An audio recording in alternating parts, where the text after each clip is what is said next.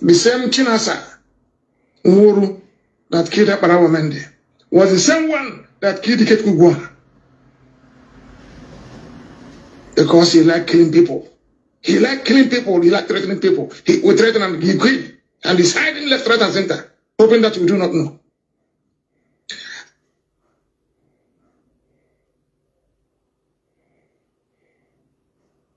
Igbo mụrụ ụzọ mọzọ ekene m ọnụ asị m ka echi nyezere Kanu nta Kanu na-ema na Kanu ma the kind of game ha na Simon Ekpa and their criminal gang play na Southeast against the IPOB, DOS and ESN. Mgbe e gburu Ikechukwu Igboha na Southeast, Simon Ekpa bịa celebrate ye nọ ndị otu e gburu ye na ọgwụ ya agharịpụna ya nọ ndị otu ye gburu ye. Simon Ekpa celebrate the killing of Ikechukwu Igboha. Now Kanu nta Kanu na ha elifazi ye n'ọchị na asa nworu for the kind of game ha na-play na Southeast. All this while a na-egbu ndị mmadụ na Southeast. Onye ọ na-ekidnapụrụ by gentle the Yahoo and Jamaica Botozo B44 OIE million nke afọ ya DCG ọtụnọ ọchịagha. Ana m ewe picture ekidnapụ mmadụ n'ọsụ, ana m enweta picture immediately. Ebe ọ na-ekidnapụrụ mmadụ, a na-esend dem picture ekidnapụrụ onye na my ex handle. Send the young woman Nnamdi Kanu, Ulo Uche Kanu, send the area Kanu nta Kanu na Emmanuel Kanu, that send the quarrier Aloy Jumako immediately na their ex handle. Aloy Jumako geometer block one. You understand? See what Simon immediately see the list Zenda not do to have kidnap there. Ndini na he kidnap no send it to them. Simon Ekpa bucha hanchanine with his criminal gang. So all kono film we him da na see what the voice in Nnamdi Kanu because some video na chip may play gapota very soon. Anama I will cut a picture on enabled by autopilot liberation terrorist group. Nnamdi Kanu agahase no na ha anatozi mono ndi na abia to him nke magoro ndi sendere gagoro to him even in Kanu na Sokoto gwara asa kedu ihe na-eme maka Simon Ekpa and his criminal gang na Okigwe, Arondi Zog, and other places. Okwe that Simon Ekpa is working for APC terrorist Nigerian government. Adam may be a boy Yoku. No candidate there for mine. Then, that this is crazy. One year, okay. Who cannot account the money Kanu, J defend the Simon Ekpa with the ballistas. Or one kete. Can you one that work at J defend Simon Ekpa? Osuna Kanga, we hear you come. Then see Jose Nnamdi Kanu. Can he hold you all the same? This 100 men all created now. Can he hold you all the 100 men all created? Nandi knows do you know this new 100 men all created? Who got the same group of criminals actually from IPOB, DOS. Join the Simon Ekpa in killing and kidnapping of our people, snatching of cars, committing so many evil in the Southeast. Can he hold you all hammer? None of the 100 men. Can he hear the DOS? And the IPOB, na Eastern Security Network will create na Southeast. She don't Nnamdi Kanu. Oh, I'm actually it clear because I got to play in the jail. And those other work he be. I'm not to talk. She do Kanu nta Kanu na Emmanuel Kanu. Those cars have with a true kidnapping, through gentle Yahoo, Botozo, na ndo tie na Okigwe. Those Highlander and formatic with the naka one okay. Kedu ihe mere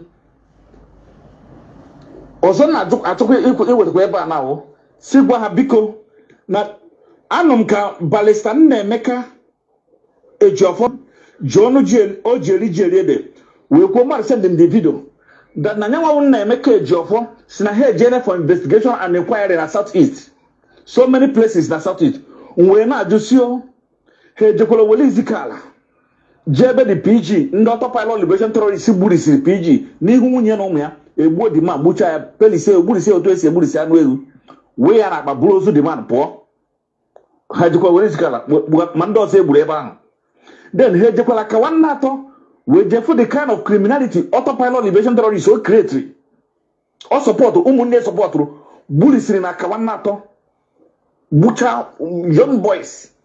Then hey Jakwelu, you go by the son Nnamdi Ejiofọ with that guy Yaneso. Hey Jakwala on this dog. Hey Lugwebe Ike Noreze. eze Kosman, eze ndị heme, eze ndị Zok. Helukule ebe ahụ. Wuge gentle Yahoo butozo ekwekwe Biggie na Angel Makeup na ndị otu esi wee jee gba be eze ọkụ, destroy so many things, gba everything ọkụ. Ha ejekwe be CSO alọ ndị Zok, be Chidi Okeke, Anglican Church chairman, St. Andrews Anglican Church chairman, in alọ ndị Zok ndị adịchọrọ iti. Jefu case we kidnap that very young man. No batarabia wouldn't ha kidnap her because of rice. But after my investigation, or not because of who he transformer. 18 transformers saying when the bellet Mazi KEKE gocha, apa kileba ma Michelin tires over 4,000 Michelin tires. New tires apa new wedge nyoko electricity na wires eje adoku electricity. Park in a bed that man. Gentle, Butozo, and B44 and do jeje buru. No, I can't kidnap for that guy. And that the guy also. Then when I Jukasio, he joke back at Samobi, by Alexander Cole in a drive here. He joke so many places, ma Ojabo. Then Ebatana Ako, Okibe, Ebegentosi, he joke the Ezendako. Oh, no, Nigerian, Biamunga Webek will you security to get wage. Security from Mumunze. We bato bre to we bato kibe. Security junu we also we hono na those area. Mmenyu security jakpo we jekwa isochi. Ebe gentle Yahoo na ndotie kporo umunne na abokwa ni isochi ebe wo umunne na aba after ka napụta nwanne oke n'obodo ibe ego. Ni isochi. Okwa so mara abụọ ka egbukwere ndị ọzọkwa so many innocent people. Nnamdi Kanu si we voice anyị kwere m Nnamdi Kanu na ụmụnne Nnamdi Kanu ka ha mara ama na this insecurities ha create na southeast.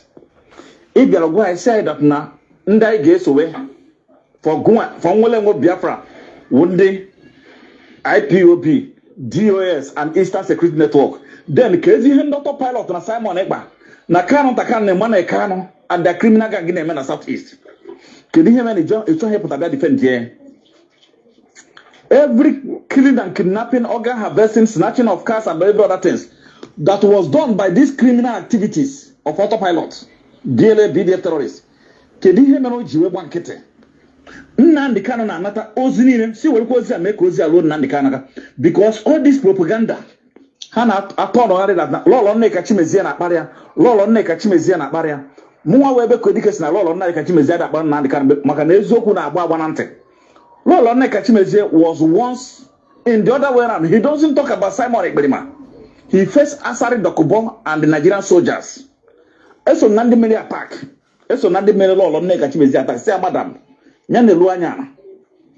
Nandi nebundi bae na southeast they make kidnapping. Wundo top ilo liberation terrorists no munga Simon Ekpa. Now before Ebatana Okibe, according to my investigation, when Batana Okibe, ndị Fulani na Okibe na ha kidnap ha na 20,000, 50,000, 100,000 hapo ni mohe na ha ga hemetoka Fulani terrorist.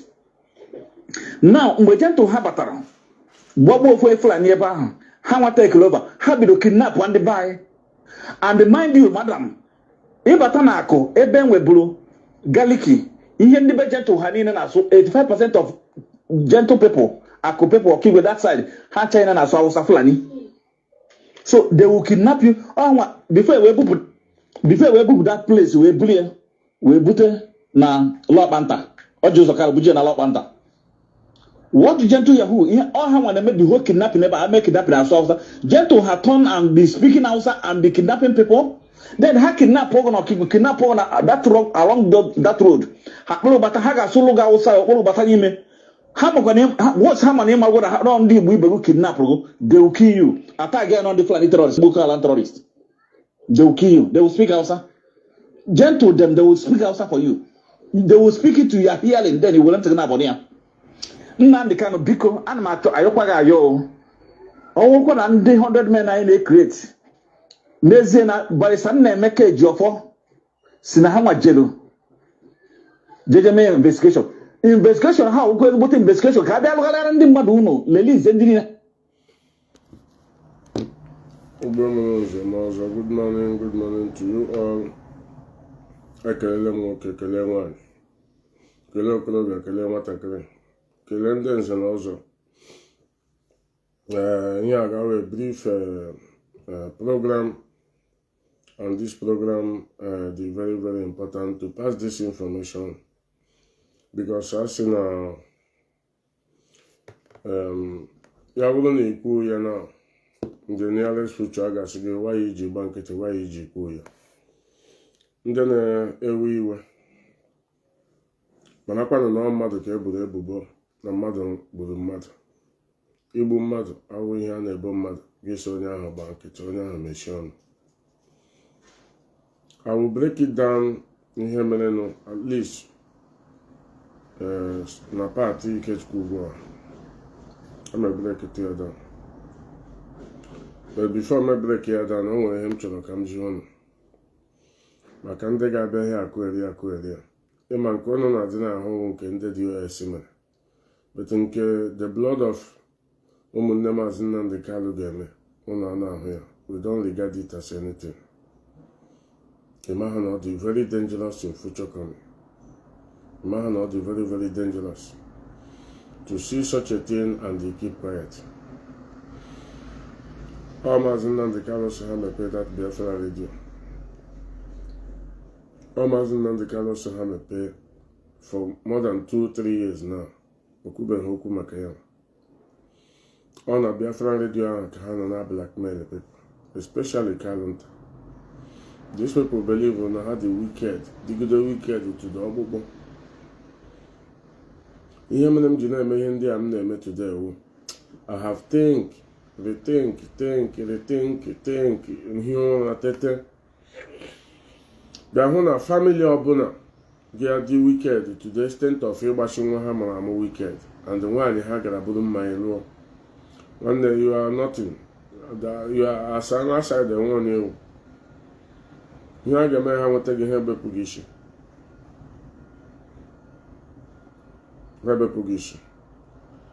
I want to play this video. I trouble you play this video, but him ji chọ ka m jụọ ya ka ụnụ hụ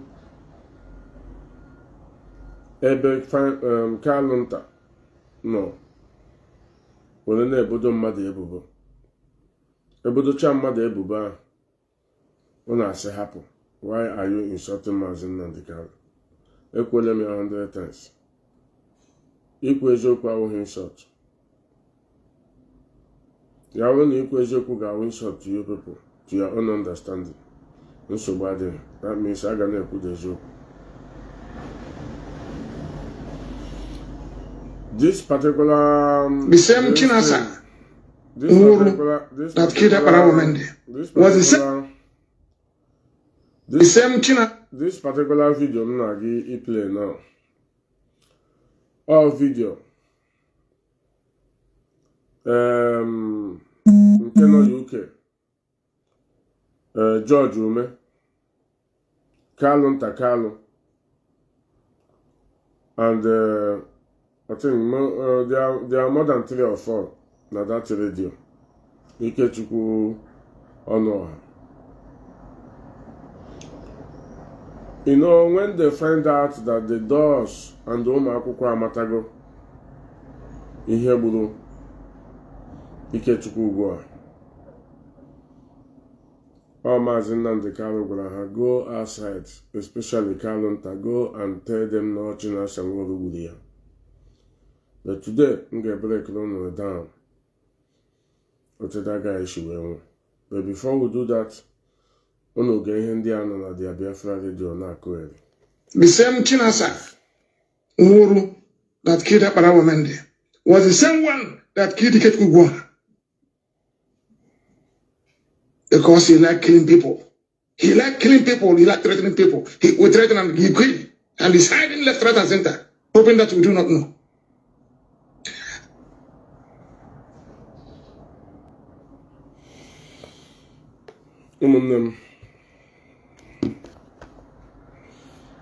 Mgbe a ga-egbu somebody like Ikechukwu ugbu a, the doors agba nkịtị, ụmụakwụkwọ agba nkịtị.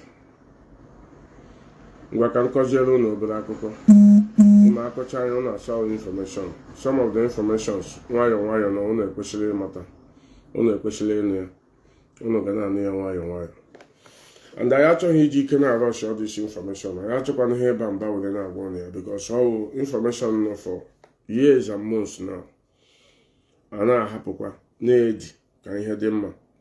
But these people si na ihe a ga-adị mma na ka pesasị everywhere. But anyị abịa ihe abịa pesasị, anyị bịara ihe abịa ikwu eziokwu dịka omenala Igbo. Mgbe ha gburu Ikechukwu ugbu a,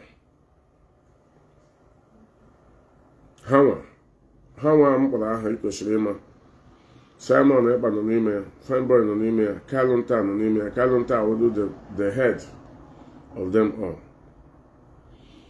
Unu ama part of the one thing ha ji gbuo Ikechukwu ugbu a. Unu ama. Ọ bụrụ na ọ jụrụ ajụ. Ọ bụrụ only na ọ jụrụ ajụ hand over Biafra land to their hand. Ọ bụrụ that one with the problem. Ịma na ị chọrọ igbu nwa nkịta, ị ga-ata gị ya something ka ị nwee ike gbuo ya ka ndị mmadụ hapụ inwe sympathy.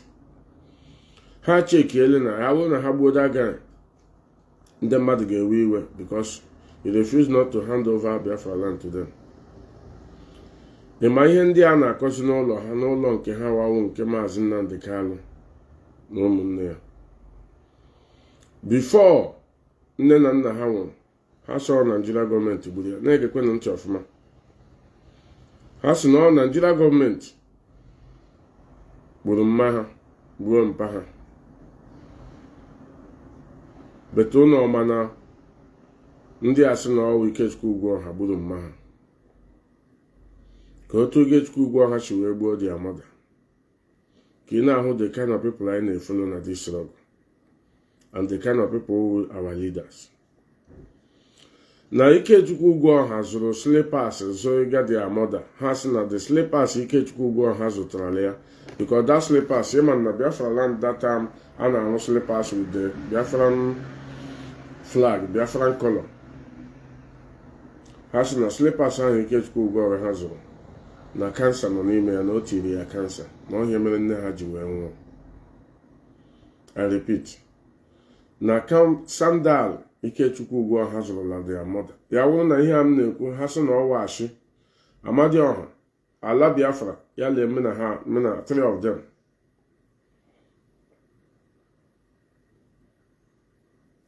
That's why ha ji wee gbuo that guy. But mgbe ha gburu Ikechukwu ugwu a, ka ha bụkwa iwu na a ga-aga bo allegation otu a na Kalunta si ebogo this allegation. Ka hapụ ibodo allegation si na ọwụ Nigeria gọọmenti ọwụ Simon gburu ọwụ Kalunta. Ka a gaa ụmụnne m n'owu ndị Igbo. That's why m ji ka m ga-asụtụ ndị nke a n'Igbo ọfụma ọfụma. Ụmụ akwụkwọ na ndị isi na Maazị Chinasa na ha na-asị na ọya nwa gboo. Ihe ahụ kọsụrụ IPOB DOS iji ogodiga nyote ọnwụ that guy was almost 1.something million. Achọrọ m ịkpọ the correct amount. Just ịgagodiga nyo ụmụnne m eruru that place all mirror.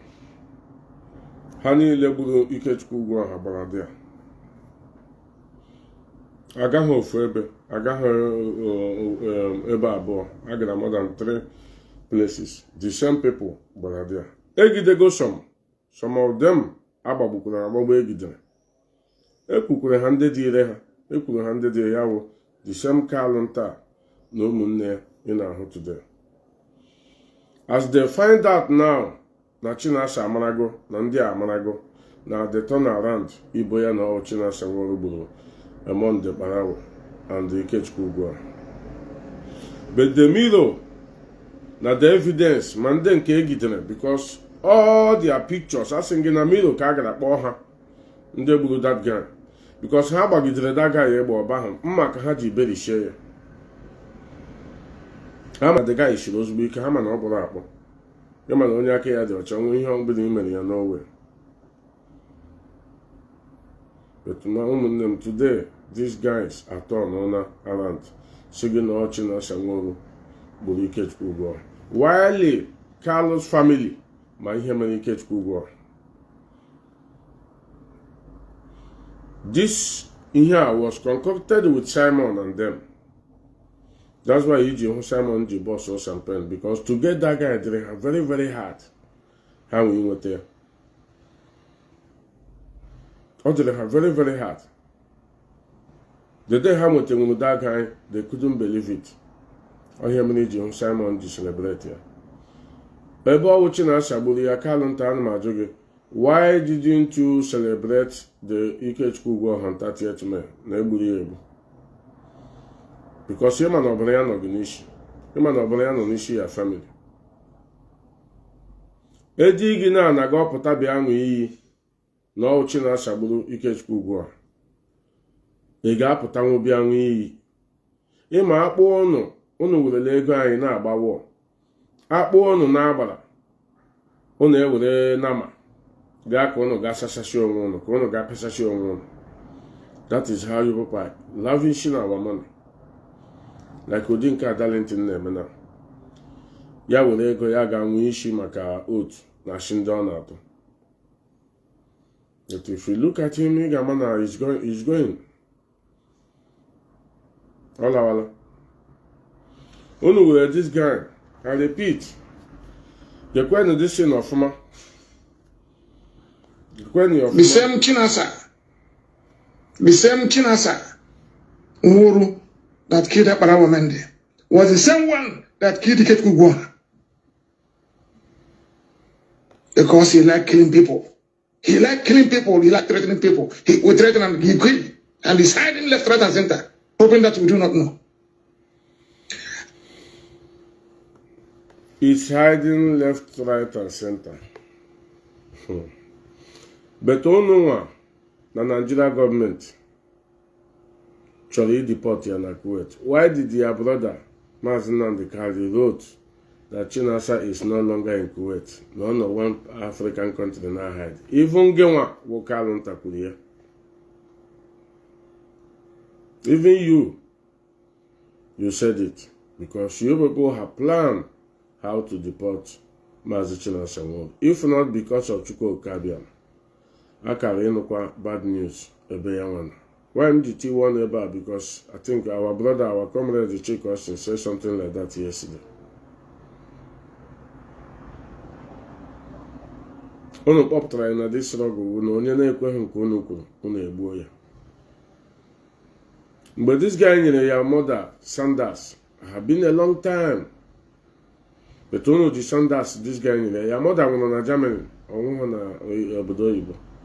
Unu so na Nigeria government gburu ha to do all war Ikechukwu ugbu a. Underground secretly. Unu ataga ya gbufuo nwa mmadụ nwere children and the wife because of envy and jealousy. Ele mgbe unu budoro gbuwe mmadụ. The family of Kanu and John. Ele mgbe unu budoro gbuwe mmadụ. Ihe a m ga-akpọ now Ebuka Eduke na-ekwu. Ọwụ because of unu na anụ ya from Ebuka Eduke. Now maybe most of you will not like how he talk, you will not like how his voice come out, or you will not like his approach. But if we Ebuka Eduke na-ekwu here, nothing but the truth, and the evidences are there. Evidences here now.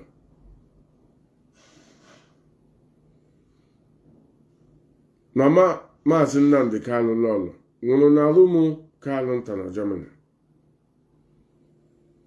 Kalunta iberibe a nga ọ na-agbari anya shikishiki maka ego IPOB and the coordinators ọ ga-efishicha everywhere. Ọ ga na-akpọ nata 5,000, nata 10,000, nata 2,000. Ihe echefu inye mmanya ọgwụ ya.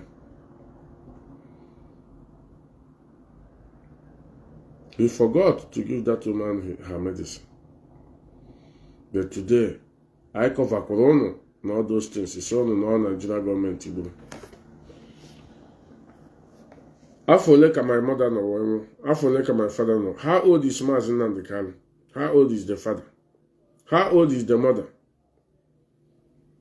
Yeah, well, na Igbo, all the normal, almost 80%.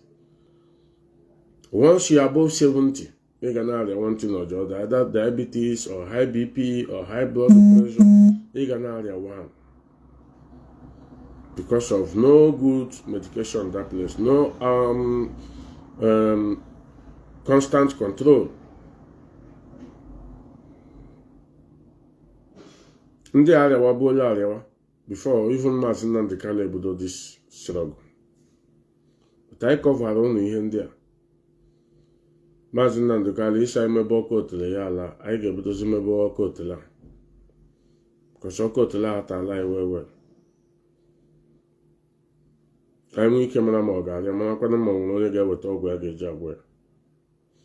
Where you can leave your brother in Biafra lady is mepe ya no dia na lay very concrete allegation to someone you know that is not true.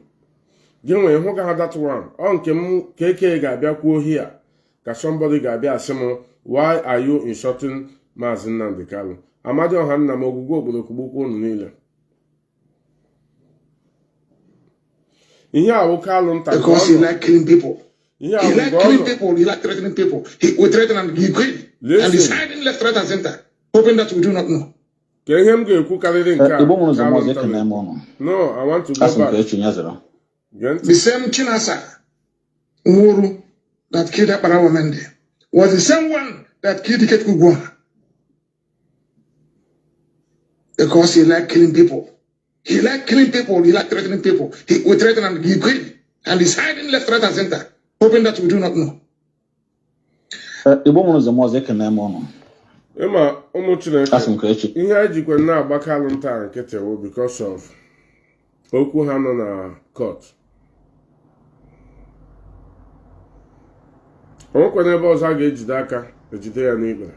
Ihe eji na-agba Kanu nta nkịtị wụ because of okwu ha nọ na court with ndị Germany. Kanu nta ya no bigger than anybody.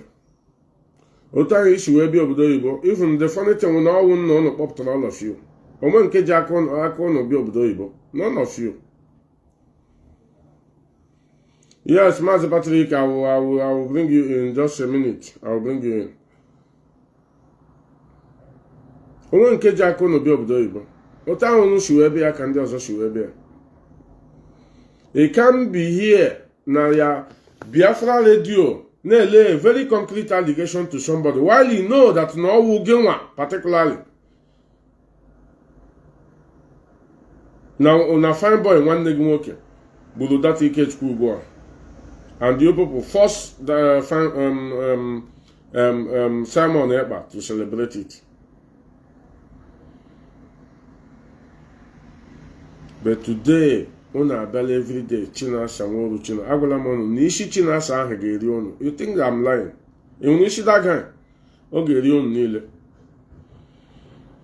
Ịma na o nwere nga mmadụ ga-emegide ihe ya eche ma ọ dịgo powerful mmadụ. That one ọ neglected nke ahụ isi ya atọ na ya.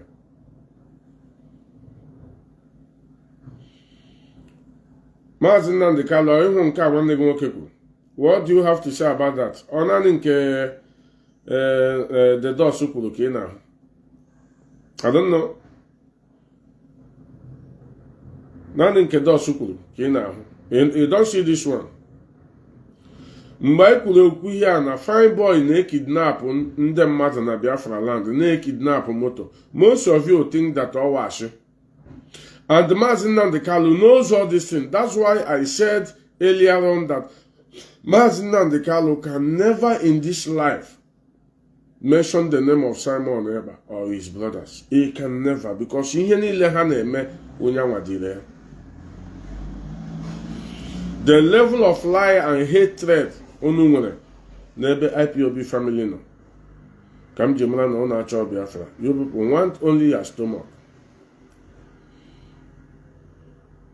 Ime onye asị na onye na-enweghị na-emeghe expect na ọ ga-akpata nwa ego ya akpata ego, ọ nwere otu na-esheri data ego ịhụ ya ị ga-ama na ego anọghị na abụrụ ha, ego anọ ya.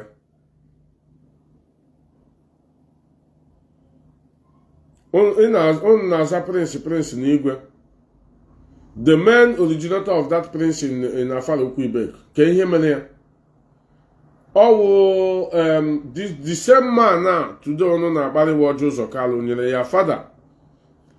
That thing, it's not hereditary. It's not from ground. All your family ka that corruption obudoro of ndị igwe a na-ehụrụ na-emeri emeri na Biafra land. Obudoro from your own father, from your own compound. Ọwụ onye kwuo ya moto ya efuo.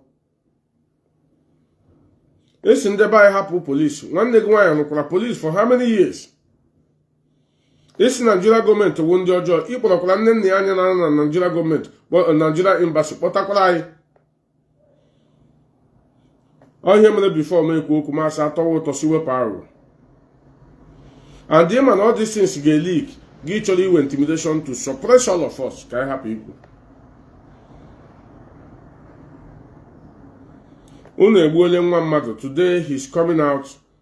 Unu achọla ịtag ya to Chinasa Nworo. But anyị ma otu unu si gbewe. Kanu nta, fine boy. Mazi Nnamdi Kanu.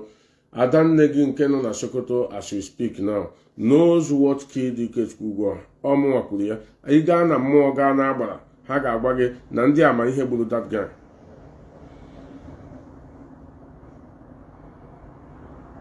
Ebe unu chọrọ ka akpọwa ahụ.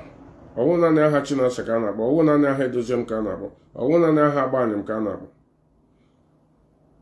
Asị m Mazi Nnamdi Kanu, fine boy, Kanu nta. Adanne gị nke nọ na Sokoto with you there. Unu ma ihe gburu Ikechukwu Ugwu a. Apụtaghị ihe abịa bụ na ebubo. A na-aga n'arụsị mara ihe gburu mmadụ mgbe ụwa wụ ụwa. Mgbe ihe na-eme even up to now.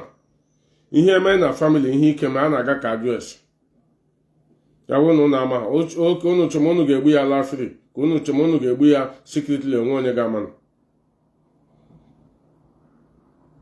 All the informations and phone numbers unu kpọrọ nwaanyị ya. Ọwụ enemy nwetara ya. As Fearless is not closer to any of you. Unu ọma ebe obi. How can you get him? Because Ikechukwu Ugwu ahụ ịhụ ya ịhụ na Mazi Nnamdi Kanu. Biafrans, all of you jụcha nọmba ya. Unu ebitere ya gbuo ya. Unu egbuchana ya na bụ ya Chinasa Nworo. And you think that people like me ga-anọ here. Unu na-akọ nonsense ahụ. Unu kọchazie ya. Na-ekwuru maka people. I will not say the truth. Ịhụrụ na nke ikpeazụ anyị ga na-ekwu the eziokwu. Regardless of who enter, apịatuo the person. If Mazi Chinasa azụzukwa ezuzu etimore, anyị apịatuo ya. Mụnwa anọghị azụzụ ezuzu, anyị apịatuo ya. Because of people anwụọ na well, people atala ahụ na this struggle. But ịhụrụ na nke ikpeazụ a, that man nọ na-agba mbọ ka ọ dịrị Biafrans mma, na-akọrekt ihe niile unu mebiri. Unu abịa na-ebo ya ebubo a, na-achọ otu unu si edipọt ya, na-achọ otu unu si afọsret ya. Ọ because of ihe Mazi Nnamdi Kanu metere ka that guy ji ataga ahụ today. They spend their money up and down. Before he joined this struggle, how many of his container alibi from Kuwait? You don't know. Ima. And the chopper name. Kichemon they are now about Dorime Kalontanaba na Germany. Ihe ji akụshi mkpụrụ igwe. Ozugbo egidere Mazi Nnamdi Kanu. The first thing Mazi Nnamdi Kanu ga-enye Mazi Chinasa ọdawo ya buru datin bige Kalunta. Eburu ya bige Kalunta eburu ya na bige ndị autopilot ibe ha na gentle. Ha na-eji akpụta mkpụrụ igwe today. Ha ga-egbuchi ndị ba ihe a the only one anyị nwere. Ebe unu chọrọ ka anyị na-ekwu okwu anyị ga na-ekwu ya today. To get that in the very very dangerous and risky. But Mazi Chinasa Nworo take the risk inweta that thing. Ejikwere ya dozi ya ga-weta ya. But onwe dangerous ozi ị ga-edi gị ụmụnne gị. Ọ wụ ebe ego nọ ka ị ga-edi ha. Ị nọrọ na Sokoto na-akpada ekete na-arụ gbazie nkịtị. You keep mute. Onye bịakwuo asị na ọ nọ na prison. Na ọ nọ na prison na ọwụ ya nwakwuru. Mazi Nnamdi Kanu hụrụ mmiri a, ọ ga-eri mmiri na ga abụọ, ọ ga-eri all of us. Any killing, ọ ihe mere m na-eji eti mkpu before, any killing niile unu mere, I reject it. I don't know about it. I am not the IPOB of Nnamdi Kanu that kill people. I can never be. Even tomorrow the DOS starts killing people, I am not the IPOB of DOS that kill people. So ma ụmụnne gị ma all of you gbu aka unu nọ n'igbu mmadụ na be I am not the IPOB of Nnamdi Kanu, and I reject that type of IPOB. Ọwụ ụmụ ndị mmadụ na anwa ọwụ ụmụnne gị. Unu emechiele ndụ unu. You can fly anytime, do anything you want. Nobody cares. Let us continue listening to Ebe Kodike. Let us finish listening to it. Kidnap. So many houses I battle. Ha kidnap kpọrọ nya bata n'ụlọ ndị ahụ. Ihe ha ga-emewo ha gbuo onye ahụ ebe ahụ n'ikwezie n'ụlọ mmadụ ka ha na-eni mmadụ. Because ha na-akụ ụfọdụ ndị chọrọ ihe egwuregwu. Listen to the whole atrocities in their community under Fine Boy and Kalunta. Achọm ka ị na-epik west one by one. Ịma a na-akọ ya like he said Ebe Kodike gị chọma ọwa egwuregwu. It's not a joke. A na-agwa gị we have evidences of all these things. Evidences ya nọ 100%. Ịma a na-agwa gị mgbe Mazi Nnamdi Kanu na-arụkọ with Fine ka aha ya nke nọ Finland or Simon Ekpa. Most of you did not believe it. That's why he can never mention the name of that guy. Because the guy na-ewetara ya ego na Kujo prison na Abuja. Every blessed month. Ịma na ha na-eji ego egwu. You know that the family of Nnamdi Kanu doesn't play with money. Ị ga-eji enwe obi. Because of nwaanyị gị did not support this evil unu na-eme. Gị nwe obi dig all these charlatans bịa kparịwa that innocent woman. For how many years now nwaanyị ahụ tagoro ahụ na their family? Look at even Ejiro. Ejiro ọnụ o ji akparị your wife. Nnamdi Kanu, your own wife. Look at Darlington. Who ya get man na Farukwibe na akparịzi nwaanyị nke gị nwa. Is he not a shame? You think that you have mind, you will heartless man. Igbu oge gbakpuo n'ime. But outside jụọ onye gburu. I will not live that kind of life with you. But let me continue this particular voice. So they don't need to be forgiven. There is nothing like forgiveness. Because this thing from like generation to generation war. Yes. See what how. Also just to see na atomojo mabotozo ma nje make up. Ha tinye ba ga agbawo ha pụta. Mo ha hotel location. Chat am na isi Ebe Kodike. Mma abia ebe ha, ị ga-abia ebe ha agbawo onye mere onye take over continue with criminality. Otu an na-ekwu now. Adi m ezo wole ekwu and that na-ekwu ka government ndị ya. Ma ndị amị unu gburu, ma ndị police unu gburu, ma ndị securities unu gburu. Their families do involved in this movement and we are going to fight to the last blood. That is nothing like forgiveness. So when you hear their form these 100 men who came when we kill self-landing, it won't work in the southeast. Exactly. It won't work. It can never work. Can't stand. See what the boy saying now. The same Kanu na committee criminality. Now support Simon Ekpa and his criminal gang. After this woman left town, so many messages and so many killings in there said na ex-handle ya say lolo ya check they kidnap lonya anybody on kidnap na in the next 5-20 minutes picture onya ha bwana na platform ndo obodo a adi memutie and I will send it to lolo Uche Kanu ihe nda my videos my everything. I want to say something again. Ima lawyer Jumako na Buhari propaganda of Mazi Nnamdi Kanu jikwa Bosho from London. Una to na share because remember that the wife is still alive. One year kadendo. I need to know we know how things are being run. If British government is after Mazi Nnamdi Kanu, ha ga-abịa n'ụlọ ya dị abụrụ ya. Buru ya ozugbo buga ebe ọbụla ha chọrọ ya azawa question. But any invitation is a very soft problem. It's not it's not red. Oh, yellow go. If the government invite you just for questioning, either na the way in the share we pay gonna bank again is too much, or the way they're gonna share but on your bank account is too much. They want to question you, they want to know more about you. But Mazi Nnamdi Kanu ji that thing in your school suppose Oladi gawa America, she America gawa Ethiopia. No Ethiopia ahụ this fulefu Kanu if lawyer Jimako na-akụ eri now. ọ nọkwa dị mee Caroline na Okafọ invite ya bịa na Ethiopia ọkwa onye ọsọ na-achụ ụnụ ọma na Caroline na-amụọ na nwa Caroline na Okafọ dasmogal ju nwa bụta ha na haidi ya bịa sị gị na ọnwa Kalụnta nwanne ọnwa Maazị Nnamdi Kalụ nọtụ nwa Kalụnta ọ Maazị Nnamdi Kalụ mụrụ ya ebe a na-atụwa fim ahụ na Ethiopia ụnụ chọziri ka a na-ekwu ya aga na-ekwu ya nwayọọ nwayọọ Caroline na Okafọ ọ bịakwara na Ethiopia ma itie gị Maazị Nnamdi Kalụ ihe a m na-ekwu n'ọwa asị ka ọ bụ eziokwu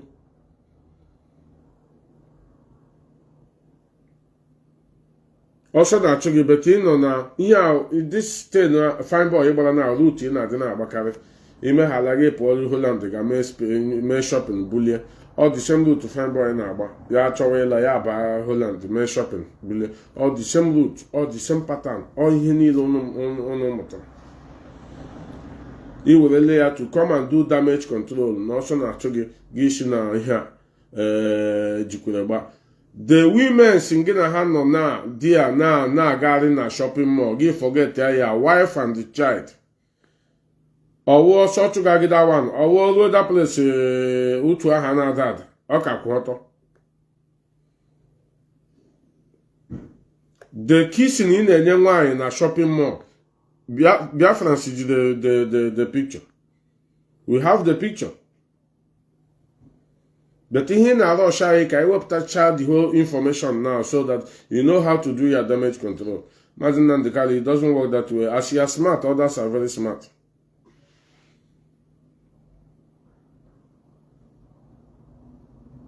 Ebe ị ga-ahụ ihe ụmụnne gị na-eme, you can condemn them and you want to condemn the one of Chinasa Nwodo, the one of Edoziem, the one of Nzurumike, Maazị Nnamdi Kalụ. I will not be that type of person that will accept that kind of arụrụ. Since you can have the mind to condemn the one of your wife and child, you still now, that woman came to Sokoto to tell you how these people denied the school fees of a little young boy in the future. You did not take any action because all going to the calendar to stop the school fees of your son. What a wicked man in a bazigina semonwa. Biakwetena ihe ndị ị na-eme. Bịa support oge ka igbo ochi na asa gbuo Edoziem gbuo Nzurumike gbuo Ọfọm Maazị Nnamdi Kalụ ọwachi. The only thing I pray for you rapidly to come out na-agwa gị eziokwu but ị hụrụ ala ị nọ na Sokoto na-arụ ọ ga-work at all. Ekwuola m ya before, your head can never be bigger than all the Biafrans' head, no matter how smart you think you are. Your head can never be bigger than all the whole Biafrans.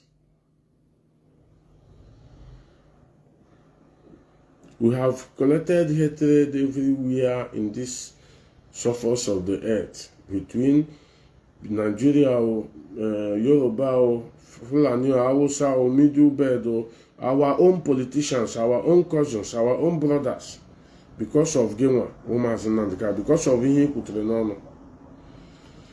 2018-2019, Nelson Wike, I don't think no one really loved this struggle more than Nelson Wike. I don't think no one only ego carry Nelson Wike. In a ditch, ha ga-buru ego na akpa na luggage from hotel butere from Nelson Wike. What really happened today? The business in Geno Solid Okubomene, ihe bịara bịa a partial one of it or half of it of the 20 million. That's why you see onye nke ahụ jikwa the mad of us, all of us. Ihe niile awụcha ihe gị nwa konukura. But ihe bịara bịa sa ya na ihe awụ peaceful movement, non-violent organization. But ihe bịara bịa dị violent to everybody, every individual. We collected all this hatred and defended you. When it's your own turn to defend your own family, gị gbakọtara ya azụ dizi ụmụnne gị si ha shift from them na-arụ ya arụ. Yes, I am blanket for 5 years. 5 years. I sing 5 days. 5 good years. You betrayed this DOS. Went to America to start another DOS. You don't trust them well because of ego. Gijunwa your pool shichego nila hanaka. Gela Ethiopia. But when we came here to talk about Ethiopia, we deny there's no Ethiopia or Kenya. Today, Allah Yebudokolia. One day, Ihuna K1 had a club. ọ ga-apụtakwa a ga-ekwukwe that one ekwu ikwu asị gị na private life why asị na ofu aka lụta mmanụ ya eso odihola aka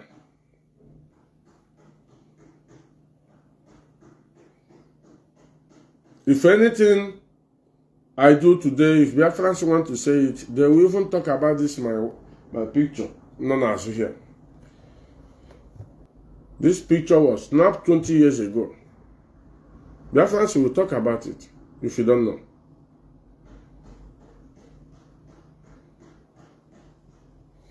So, Igabia, you talk about Peter Obi, you talk about Ojo Zokalo, you talk about any Abaribe, you talk about Nancy Wike, you talk about Willie Obiano. You write press release to the Imapoafo. How many things of money that Imapoafo collected on behalf of you? Imapoafo la ha na-ekwu today ejilego anyị n'ụlọ elu zụọra nwaanyị ya moto. All the kind of people men are on this struggle. Actually, not go na IPOB. Mazi Nnamdi will send the Imapoafo to attack any politician with press release. That politician now will call Imapoafo a bill here. Only nke a ga-ebill nye Imapoafo maybe 100 million. Give him Mazi Nnamdi na bamba here. That money is too small. I don't want to return it back. Tell him to get out with the money. He will intimidate that one. Only here with a gun and watch him. Through this Imapoafo.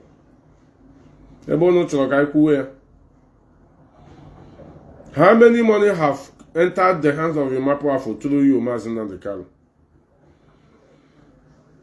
You get J be happen there, Kahana Palewan again. They humiliated that woman with all the pens on money or the better again off. You know, woman sympathy.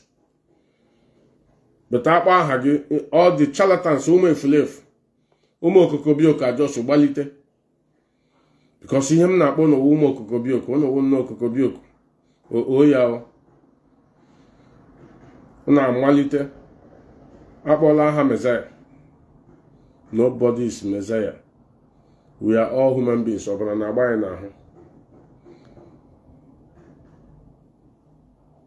only thing, do the needful at the right time. Anytime you are getting it wrong, Biafrans are watching. We cannot be intimidated because of all these atrocities. Personally, to me, I can never be intimidated. Now, what is it? Come on, I mean it, and then the serious now. Instead of that, I died for what I believe and the truth I know about these things. Now, what is it? You have a 10,000 euro now, maybe. As a channel, me him now. I have nothing to lose. The shame na poor background of that. Well, many people join this struggle to make sure that things in Agagone will say na about banko. You geje nwobi na Kanu tage potasi na ochi na sanwo buru Ikechukwu go gbo parawo. While unu ma otu no eliminate those two people. Ko unu chama aga graduate. Agara graduate nwanne picture unu niile gbara dia. Picture unu gbara dia, picture unu niile gbara na damiro. The complaint unu na-enyezi wu na ihe unu ji gbuo Ikechukwu Ugwuọha because na ọya magburu mmụnụ now ọwụzi Nigeria gọọmenti gburu ya ọwụzi Ikechukwu Ugwuọha gburu ya mother lọlọ because na onye na ya sandal onye na ya slippers akwa ihe unu na achụchagharị na afara ukwu kwa ihe unu na achụchagharị with people unu close unu chema ya na enweta information when we tell you about IPOB intelligence gathering unu chere ma ọwa egwuregwu Kono chama mawa patakuya no here. You can't win all the time. The kind of atrocity and wickedness and bloodshed around all of you, all the too much, and I can never be part of that evil. I can never be that part of that evil. unu eriela ego anyị kwesịrị anyị, unu ewepụtara 100 men kwesịrị, unu ewepụtara Biafra Radio kwesịrị, unu ewepụta Ivid naanị unu ewepụta Simon Ekpa naanị unu ewepụta Rising Sun naanị unu. Ihe niile a mkpọga aha na onweghị one day Nnamdi Kanu condemn na ha. One day. Now, let us push DOS aside. DOS are 15 people. When you remove Nnenya, Taliremi, Nelly Ofebu, and all the rest, maybe there should be about 13 or 14 now.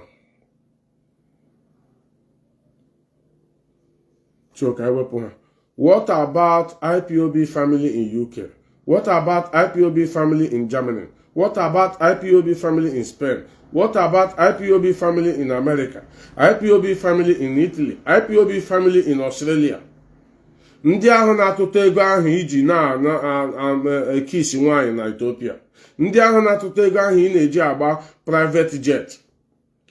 Do you know that if you buy 4-star hotel to Mazi Nnamdi Kanu, he will not stay there? For what? You should go and find 5-star. If it's not 5-star, okay, not there. He will not.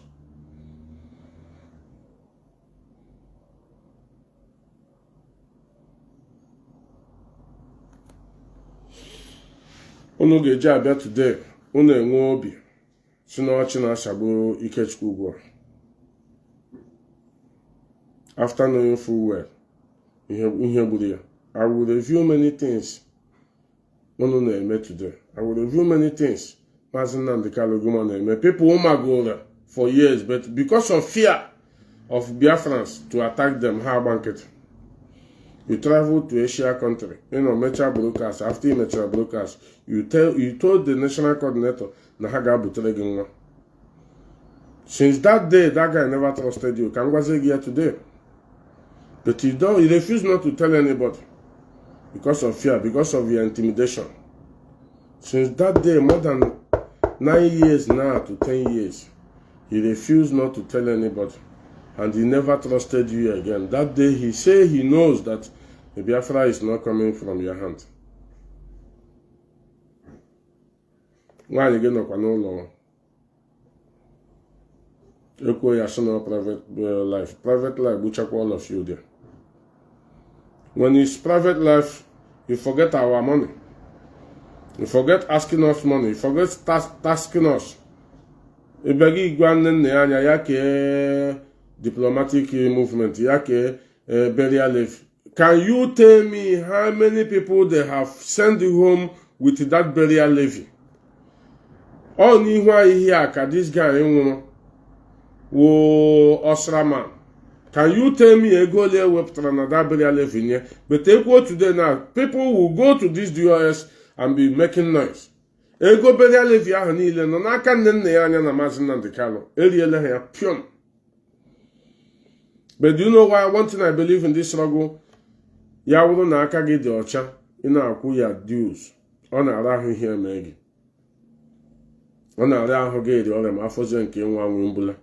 All the luck ndị a nwere today. If anybody should die now, a hard call of IPOB should die in this Europe now. Can you people tell me hardcore San Majon IPOB families how they can? Do you know that all of you pay those burial levy? We're going one person eji abula godi. Just one person eji godi that ega abula. Emana today, Europe doesn't have that money. If Europe should have that money on car 2 years ago, on car MSC account to Germany now. How many people to there? If you go there, maybe you'll be able to do 500 euros. But billions of naira or euros or dollars. The first thing Mazi Nnamdi Kanu should do is to call pull out the money, pull out India window, she ha window, she on national beha. Where Pusia Hinile? This man are bakwanket.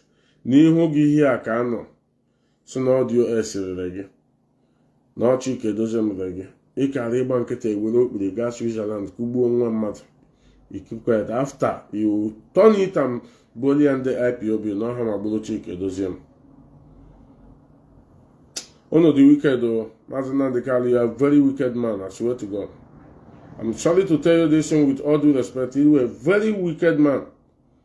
Fulani, and keep as well. The way I'm seeing the kind of heart your family have with Kalunta, fine boy, you, your sister. I'm telling you the gospel truth. The kind of wickedness and you are preaching to bring Biafra where there is peace, and you don't want that peace because of wickedness. You leave your brothers to be killing people. Leave your brothers to be blackmailing people. Get some Fulani people aka on ndị nke amụrụ n'Enugu. Ya bụrụ ọgwụ oge rere ụnụ, as far as I live, and I will not stop talking all this in unless I don't have that information. I will not. Because enough of all this nonsense, enough of all this blackmail. Many people have grudges when you were born at this struggle today. Because if you talk, you are in problem. If you talk, I blackmail again. I am the one who said there is a limit of things. Things do change. In our target how to deport Chinas, in our target how to destroy him, how to do, because on na Kuwait, or Asia country, or Eastern Bloc. Ono carry target in the banner side Europe, I know na. Kachineke buy new local here. The time is coming when we are going to, time is coming when we are going to visit Kalunta heavily. Here in Agbari na azụarị ụlọ, ịnụta information gị gbalaga na check ebe ịzụrụ ụlọ, Czech Republic, isiri gị na Pinjon Ham, ịnụta nke a gị gbabata gị rịbata Europe here, rịbata Italy here, o gwara hide ya gị, gị si ya gị mapụ gị gachi Germany. We know all this route. Holland ụnụ ihe niile I'm on that route. We know all those things you are doing. But when the time reaches, all these things we are talking today, if at all we started saying it 4 years ago or 3 years ago, I don't think anybody will listen. Even our catapult can't get about from here. But everything have time of saying them. Everything have time of addressing them. Let us finish this Kodike. Very, very important. I keep on sending it to the woman, to the lawyer Jimako, to Simon Ebrima Block, to all the autopilot liberation terrorist group. Nda ha join these 100 terrorist men. And when you know about it, you na chebia gwamwa webe Kodike, no they create 100 men. Now, same time claim no now. Idiot. I'm so many adventure Mazi Pat, ndewo. Yes, because that anọ m n'ọlụ. Keke ime. Ọ dị na mma. Okay, if you go the environment, ya mana nwoke na ọlụ na-eme. But I say all these blackmails and these things.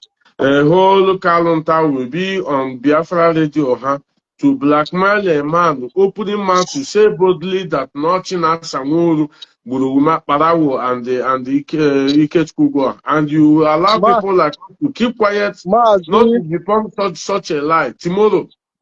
Mazi, listen to me. You know, Mazi, if I tell you a story, you know, I've said it on many occasions, you understand? Yes. That as at the time, Mazi Nnamdi Kanu was in Kenya. As at the time, Mazi Nnamdi Kanu was in Kenya, moving along all those African routes. Yes. Kanunta already knew. Kanunta already knew that something was going to happen to him. Yes. and he was running around campaigning that if anything happened to Mazi Nnamdi Kanu, that he will be the next supreme leader. Yes. And when one of their somebody now we don't join their media team, because he was with us. I don't know, because if I call the name, it will be like glorifying. There are people that their name that are not supposed to be even mentioned at all. This individual was dragging Kanunta then. This individual brought it to our notice that Kanunta is in town telling everybody that he's going to be the next supreme leader if anything happened to Mazi Nnamdi Kanu. Mazi, I'm not surprised now. Because I have Nnamdi Kanu started the team. I have master planners. Go ahead. Yeah, because and maybe I possibly also believe that because this thing came within that period, of that 8 days that he was under torture. Yes.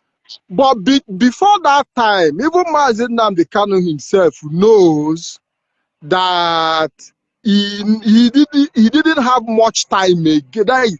He was already feeling the pressure. He was already feeling some sort of pressure. You understand what I'm saying? He was already feeling some sort of pressure. He knew that they were getting very, very close to him. You understand what I'm saying? Yes, he knew. Why not? He knew they were getting very close to him. He was communicating with Kanunta. You know, so, but when this news came to us that Kanunta was positioning himself to be in charge of IPOB, the eventuality of Mazi Nnamdi Kanu absent, many of us waved it off. You understand what I'm saying? We waved it off as a gossip or maybe. But when the thing happened, within that 8 days, there was Kanunta was already working to take charge of the media. Some of us were indirectly approached. Even me, some of us were indirectly approached. Some of his cohorts today now started presenting themselves in our program. They started calling themselves gatekeepers. They even started calling me gatekeeper without me even understanding what gatekeeper means. They say we are gatekeepers, let us form gatekeepers and all that. So we are doing regular program. They were promoting themselves. So after some time, they started bringing some sort of a controversy. How IPOB DOS overthrow Mazi Nnamdi Kanu, remove his name from Radio Biafra. They removed his name from Radio Biafra. So they circulated those documents. So I was very, very furious myself. So how can the DOS overthrow Mazi Nnamdi Kanu from Radio Biafra, remove his name? So I went and inquired from the head. You see, that is why it's important before you act on information, go and ask questions. Exactly. So what they wanted to do was like to provoke some of us who were in the media with the circulation of those documents. Because they understand the kind of passion we have for Mazi Nnamdi Kanu. You understand what I'm saying? Yes. So when they circulated those documents, some of us, I was very furious. I was very furious. So I approached the head of media, Mazi Form. I said, what happened? Can you please explain to me why you people should remove Mazi Nnamdi Kanu from Radio Biafra director and replace him with somebody else? So Mazi Form now broke it down for me. Explained to me that there were certain bureaucratic documentations here and there, and that the person that was replaced with Mazi Nnamdi Kanu also happened to be part of the board of director of Radio Biafra, and the person himself is not even a member of DOS. So yes, the person that was used to replace Mazi Nnamdi Kanu, she wasn't a member of DOS. She was part of the board of directors of Radio Biafra. But because Mazi Nnamdi Kanu was in the DSS custody at the time, there were certain documents that needed to be filed. And Mazi Nnamdi Kanu was not available to sign the document. And as at that time, there is no way they could send document to him in DSS custody to sign. And don't forget that Radio Biafra was also under attack from Nigerian government. They were looking for a way to shut down Radio Biafra. You know, so they needed to like put Nnamdi Kanu out of that position, replace him with somebody who will be in a position to sign those documents so that the Radio Biafra will not be shut down. So when Mazi Former finished explaining to me, I said, oh, is that what happened? He said, yes. So I was able to get a clearer picture of the whole situation. So I went back to the person who circulated this document. And I said, what about if we focus on putting pressure on the Nigerian government to release Mazi Nnamdi Kanu? Then when he comes out, you can table some of these concerns to him, because he is the one that has direct authority or whatever with the Directorate of State. That are ordinary IPOB members, we do not have the right authority to confront the DOS over issues. But if we free Mazi, if we all come together as a family, work together to free Mazi Nnamdi Kanu, he will be in a better position to now fight and ask them why his name will be removed. You understand what I'm saying? Exactly. Do you know what this individual told me? This person told me that he's not interested in Mazi Nnamdi Kanu release.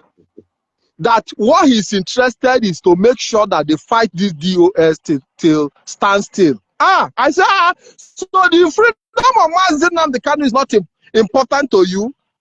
What is important to you is to fight the DOS. So, but when you see them today now, say, let us come together to fight for freedom of Mazi Nnamdi Kanu, you start to ask, but at some point, you people were not interested in fighting for freedom of Mazi Nnamdi Kanu. You were interested in fighting the DOS to bring them to... You will continue. Do you know why they told you that thing? Because they know already that the Nigerian government are not ready to release Mazi Nnamdi Kanu. Before you talk about the release of Mazi Nnamdi Kanu, you talk about in 10 years coming. They know fully sure. That's why they want to rubbish everything. That is the truth. They know. Mazi, International League, it's not all about to play. These people spend money. Yes. Right. Mazi, you know why? That was when I started now having a reflection that these people, the fight they are fighting is not for the interest of this struggle. No. There is a personal interest attached to the fight. So that was why I started suspecting. These individuals, coupled with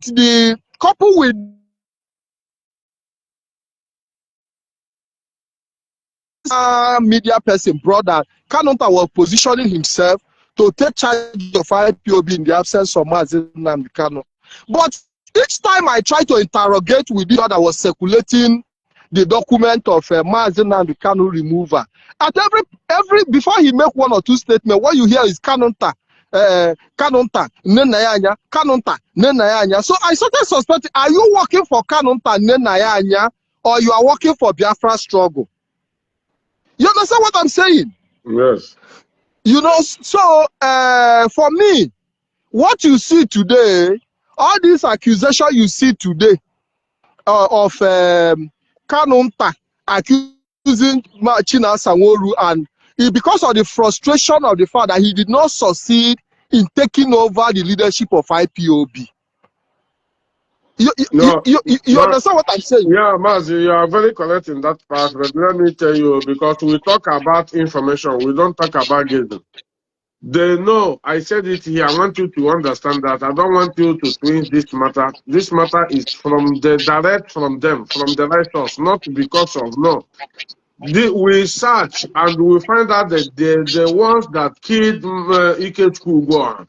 And since they find out that the US know, especially Chinasa Nworu, now his brother told him to go and say he's Chinasa. I want that thing to get into all of us. I know. I know, I understand what you are saying, but I'm trying to now tell you that all the fight the DOS have been facing and IPOB have been facing is because the counter was not able to hijack IPOB.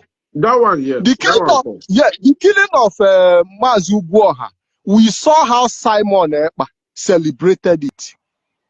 And I even have the post where he celebrated it, where he said, you think your juju will save you, and finally he said your juju cannot save you. Mazi, and because they shoot that guy, you know, enter. I'll ask Hadi Bushashaya. Yes, we know what happened, how he was murdered. And as at the time that Mazi KEKE was murdered, Kanonta was working with Simon and Autopilot. They were working together. You understand what I'm saying? So, in fact, most of the people who were criticizing Simon made a U-turn, including the man that circulated the document of Mazi Nnamdi removal from Radio Biafra. Because before that time, every time he will come and he will be abusing Simon Ekpa. There is no type of Ogojide Mpona Nanaso that Amadio Hagebu Simon Ekpa and Kepa. But at some point he made a U-turn and started working with Simon Ekpa, to the point that even when we went to Finland to protest against Simon Ekpa, all of them came on me. They came to abuse me on my page because I participated in that protest. Because I participated in that protest, I know the kind of attack I received from these individuals now that all of us were fighting Simon Ekpa together. So what you see at every point in time is that anywhere their interest doesn't meet, you see them, escalate and find. But anywhere their interests meet, all of them come together. Just like you are seeing some of them coming together now with Autopilot, to the point that even some of the people we all fought fought together against Simon Ekpa have now reunited with Autopilot and the group of Simon Ekpa. So you find out that it's all about personal interest. But I listened to the video of Kanonta accusing Mazi Chinasa. When you look at that video, you see the sound of frustration in his voice. Mazi, are you there? I'm listening. Man. You see the kind of desperation in his voice. These are desperate, frustrated people. So when you see them trying to underplay or undermine what we are doing, forget it. They are feeling the impact. And Kanonta, we all know that he is, in fact, Kanonta only have a blackmail Gojeri. Blackmail. The thing they hand of Bala. I'm glad you could open my brother. You understand what I'm saying? I have to read over from you. Blackmail the Indian of Bala. It runs in their vein, brother. And India will this struggle with blackmailing and propaganda. So what do you think? Understand what I'm saying? So blackmail the hand of Bala, but you know what happened? But for somebody like me to start coming to terms with this reality, I believe that with time, other people who do not believe will at some point come to terms with this reality. That me that I'm facing today, even self, people are even asking me, Mazi, how did your position start changing towards Mazi Nnamdi Kanu? Because people know the type of love that I have for this man. Mazi, can I correct here? Our position is not changing towards Mazi Nnamdi Kanu. Mazi, please. Listen, my personal position. We are talking about no, Mazi. Mazi, my own personal position have changed towards Mazi Nnamdi Kanu. You understand what I'm saying? Because I would That's be why I a want to liar. say something. But go ahead. It's Listen, your own agenda. Yeah. yeah, my own, I'm talking about myself. My Yeah. personal position have changed towards Mazi Nnamdi Kanu because I have come to realize that Mazi Nnamdi Kanu is not different from his siblings. No, I will see Because you now. I kept a note. there was a time I joined others to separate Mazi Nnamdi Kanu from his siblings. I fought very hard to see that, you know, because I believe that he didn't know what is happening. But Yeah. I am now come to be convinced that the problem of the struggle is not even the siblings of Mazi Nnamdi Kanu. The truth of the matter is that the siblings of Mazi Nnamdi Kanu are working with the template that Mazi Nnamdi Kanu left for them. Exactly. There is a difference between somebody maybe working, maybe somebody ignorantly working against something, you know, than somebody working based on the template. Template guideline. So every action you see the siblings of Mazi Nnamdi Kanu take, or guideline Mazi Nnamdi Kanu de Belohaka, so you might disagree with me, you might counter me. You are very correct. I'm not saying how can I disagree with you while I know what is you going on. What I'm saying, you might counter me, but I'm telling you today that even in the absence of Mazi Nnamdi Kanu, Kanunta knows what Mazi Nnamdi Kanu can do in every circumstance. Even he doesn't need to communicate with Mazi Nnamdi Kanu. In Anihan Nagwagi, KEKE, you grew up with a father in the house. I don't know how old you were when your father died. You have elder brothers, you have younger brothers. Mazi, all of us have grown. All of us have grown well, yes. Yes. If something happened in the absence of your elder brother, you understand what I'm saying? You know his character. You know what he will do in that circumstance. You don't need to go ask him because you know, you understand his mindset. You understand what I'm saying? So, whatever you see Kanunta do, you understand the mindset of Mazi Nnamdi Kanu. And I can tell you that why Mazi Nnamdi Kanu didn't choose Kanunta as deputy director of Radio Biafra or deputy maybe put him in the position of Uche Mefo as at that time. Why he didn't put Kanunta? Because of public outcry. You understand what I'm saying? Because you know that the public will say, is this a family business? That was why he didn't make it official. But indirectly, behind the scene, office with portfolio and an office without portfolio. Indirectly, Mazi Nnamdi Kanu put Kanunta as his second in command. Mazi, I want to round up because I'm on my way. I need to go out. So before you round up, there is something I want to say concerning IPOB institutionalization. I was speaking with Mazi Austin Chika yesterday, and I said that it's not like IPOB does not have institution. IPOB have institution. We have it already, yes. Yes, but what, even under Mazi Nnamdi Kanu, IPOB have an institution. But what Mazi Nnamdi Kanu did purposely to make sure that the institution of IPOB is very, very weak. In Aniheneku, because just like you have in the Nigerian system, when institution is weak, it lacks the capacity to hold leaders accountable. So Mazi Nnamdi Kanu made sure that the institution that he set up is very, very weak. Because a strong institution will hold him accountable. A strong institution will hold him and his family accountable.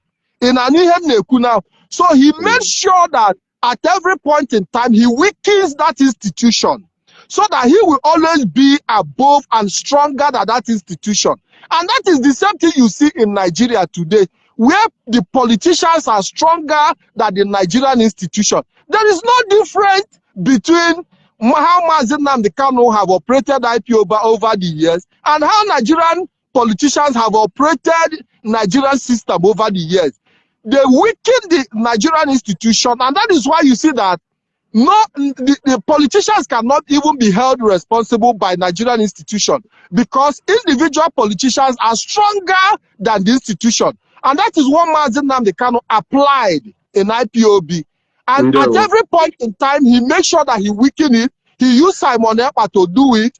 He also doing it even as we are speaking today, undermining that institution. Because the more he undermines the institution of IPOB, the more it becomes impossible for him to be held accountable. Mazi, let me leave you for now. And I want to say, good day, Biafrans, and God bless you all. Thank you, Martin. I appreciate you. Thank you. I don't know how to remove this. Yes, I'm trying to go out now, Mazi. I'm trying to see how I can go out. Yes. Because it's giving me block user, which is very wrong to block. Yeah, I'm trying to see how I can leave. Okay. Yes, this Patrick Ikem, I think, has explained his own ideology and what he knows about the struggle. And IPOB, the institution, have continued and they have been there. But Akuja, please put down my number if anybody wants to call, because I have 10 minutes just to leave here. But I need to finish up this thing because I need to say something again about how they try to bring out these things to Mazi Sanwo-Olu, and we are not going to accept that. Since we know the truth, we are not going to accept that. The killing and the kidnapping, some of the kidnapping, I'm not saying all of them, underline that. Some of the kidnapping and the snatching of cars that happened in Biafra land during the time of Simon Ekpa. Akafine and Kalunta on email. They collect their own percentage of all those ransom. So let them, when we talk, we have evidence. Let them not come and continue to be doing all this. Idiot.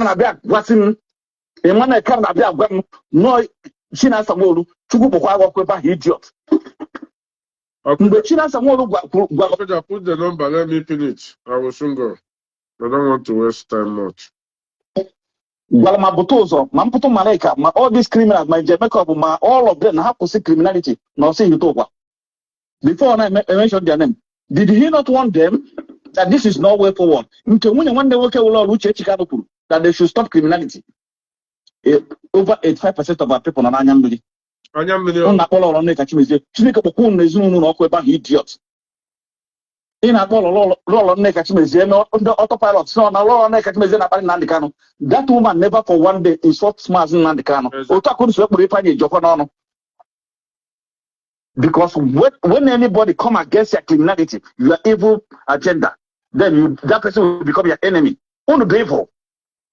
But look at what's in Nnamdi Kanu and autopilot liberation terrorists.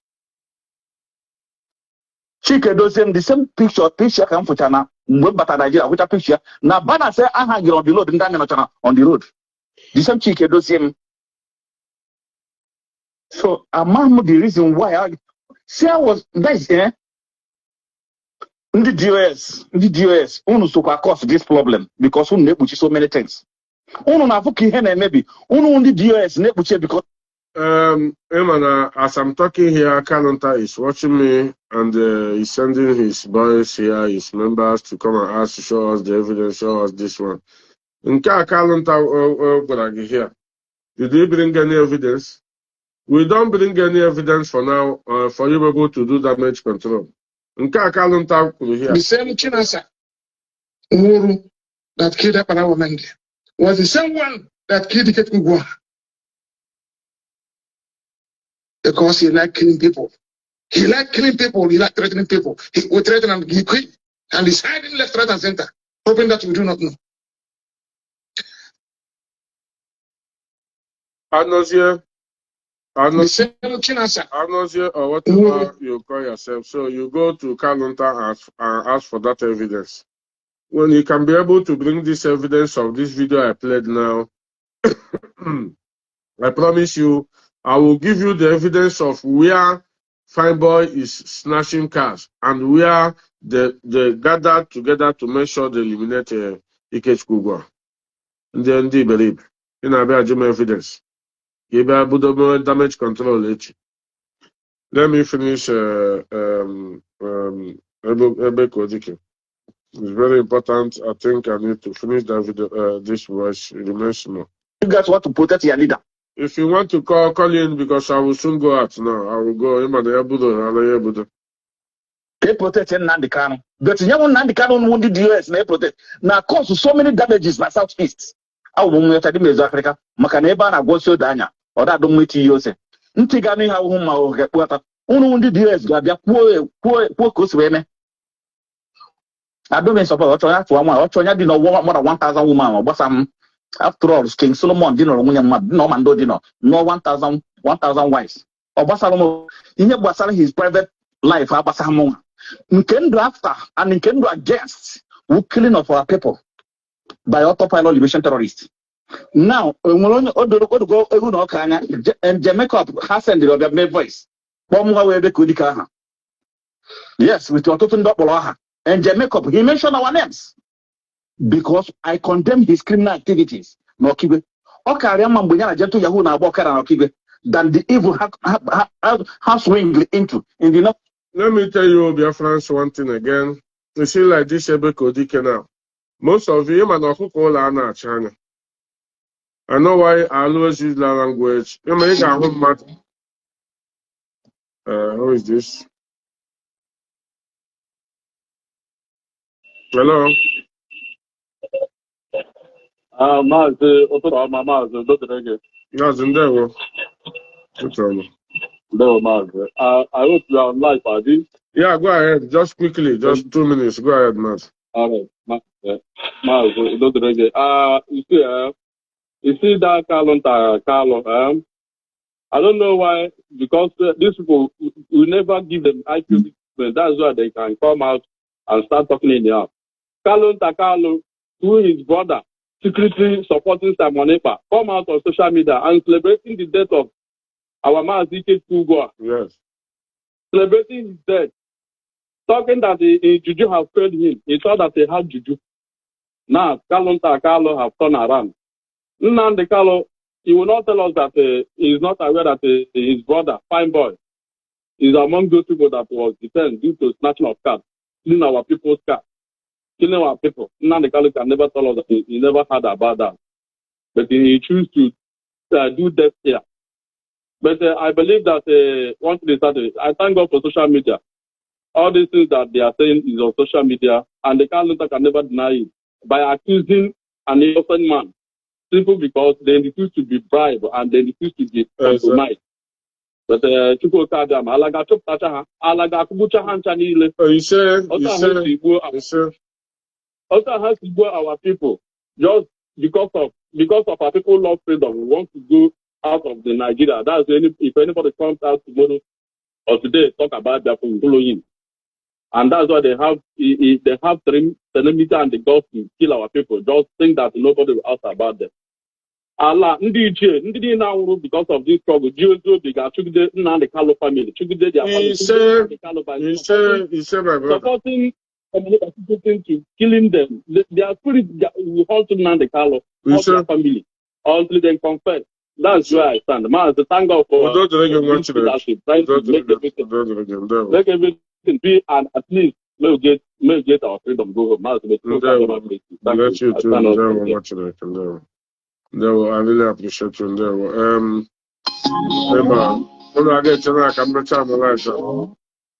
Hello. Hello. Mazi is from Georgia. Oh, Mazi, good morning. Good morning. Okay, I will go. Go ahead, Mazi. Good morning, Biafrans. My name is Mazan Mapa from Libya. Mazi ndewo ndị Libya.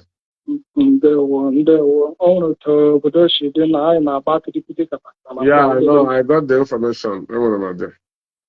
Thank God. My greetings to Biafrans all over the world. My greetings special the US for all the people that are doing the great work. We see that this very core is restored. I thank you, Mazi. Also thank all the medias.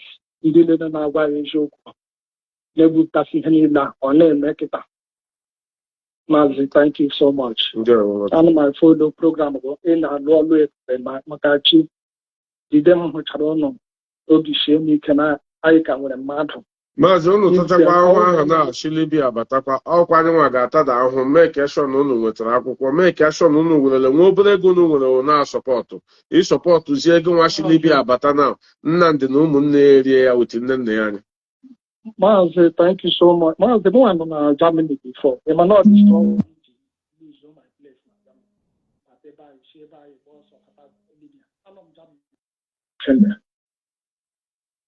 Radio Biafra, please, Mazi, just hold on. Mazi Obasi, biko, ị ga-akpọ m na this number. Uncle, I don't know if you have Mazi Obasi number. Please send him this number ka ọ kpọọ ebe ọ na-akpa dị mma. Ndewo, Mazi, continue, biko, random. Okay, thank you so much. Mazi, a lot of things have played on this Mazi Nnamdi Kanu capturing in Kenya. Mazi, a lot of things, people, Mazi Nnamdi Kanu have played a lot of people have. And upon that, he need a name on our watch here, all is very clear. But now, we are not fools. Thank you. And he need a name now. Since 6 years now. Behind him, I got it. And actually, this I am making only the love I should be in. Mazi, the worst is that this is simply so the issue now. Mazi, this accusation, their sibling, this our brother Hebrew, this accused. Mazi, Bikoni, I'm just suggesting we can't take this one lightly. Mazi, don't worry, we are not taking it lightly. That's why I need you, Yes. Or they cannot catalyze 3 matter. Yes, wound. Yes. A wound. Which means these people have started DOS after they neglecting, after getting a go there, their brother went in the young Hana, Kenya. So, during that time of Ogawa, Kenya, this struggle was very hot.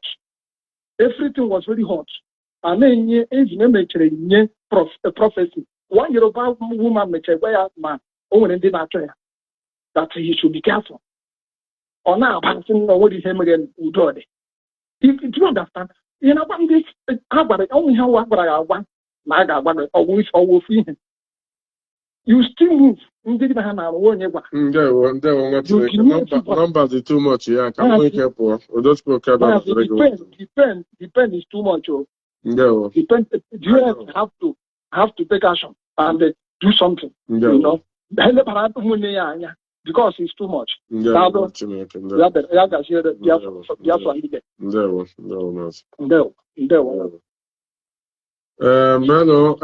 think I pick Mazi Onyedika. Nodogu. No. Ganiru, epic Gongi. Okay. Thank you, lovers of freedom. Please let me slow down my listening device. Mazi KEKE Uda Ugodogu. Anebu Atarasara Neto, Oebebu, Onyichi, Ekenenge. Greetings to lovers of freedom, those that stand in truth, those that Chukwu Abiyam, created in this world to restore this land. I greet you people. Mazi, the question here is that, just like our brother Duro Pronam was in a kidnap from Nnamdi. The question is, was Nnamdi kidnapped at the first place? The truth is there. This man, I'm genuinely for the quest of restoring this land we call Biafra. He came out to build his family, to fraud the Biafrans. He won it. Now, after all, people know what to get, go, only make it go, I make it, I make up on anyone. I make it a God, I make it mayor, supreme God, supreme, over everybody. Now, or just Kenya, okay, all Kenya, the opinion and the politicians now, but on a good, and a good, about the struggle. To them, who do Nigeria. Oh, yeah, the government back out. That's so 2 minutes. Oh, yeah. Oh, yeah. Even anyone who died Ethiopia and Biafra do not know that he has given away the struggle, just as Wazirike did. Because some people are still believing that Wazirike is still doing the struggle. Yes. All you fought your email here. Okay. Mazi, just take another 1 minute. Let me tell you, even why in Abia, why on email? Forever. It was Rikagwaya today, not even from Hope Uzodinma, not from Hope Uzodinma, with all his potentials, all his power that time. Agwaya today na China Sawaneri, not underline China Sawaneri, people have a mistake here. Of Imo State, there without a worth of $1 billion. Were ya na akuti ya na-eme intimidate ya be na social media na-ebe akwa ị ga-ekwe today ọhịa na-akpọ power. You can never think that you can be winning all the time. He can't be winning all the time. Mazi Nnamdi think that him and his family will be winning Biafrans all the time. He's the main monster when it comes to this, what is going on today. He's the monster behind all these things. The mask. Mazi, please land up on there. Thank you, Mazi. But the thing is that our people are now seeing the truth. Like if you see them now, they are on defense. They are even the one that is bringing. We have been telling them that they went to Ethiopia. I said, went to Ethiopia.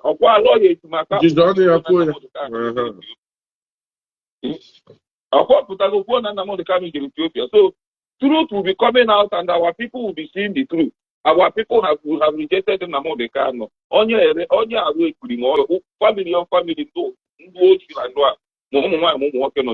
Biafrans, open your eyes. We are here, and we have sworn an oath to restore Biafra, and any obstacle on our way will be crushed without no mercy.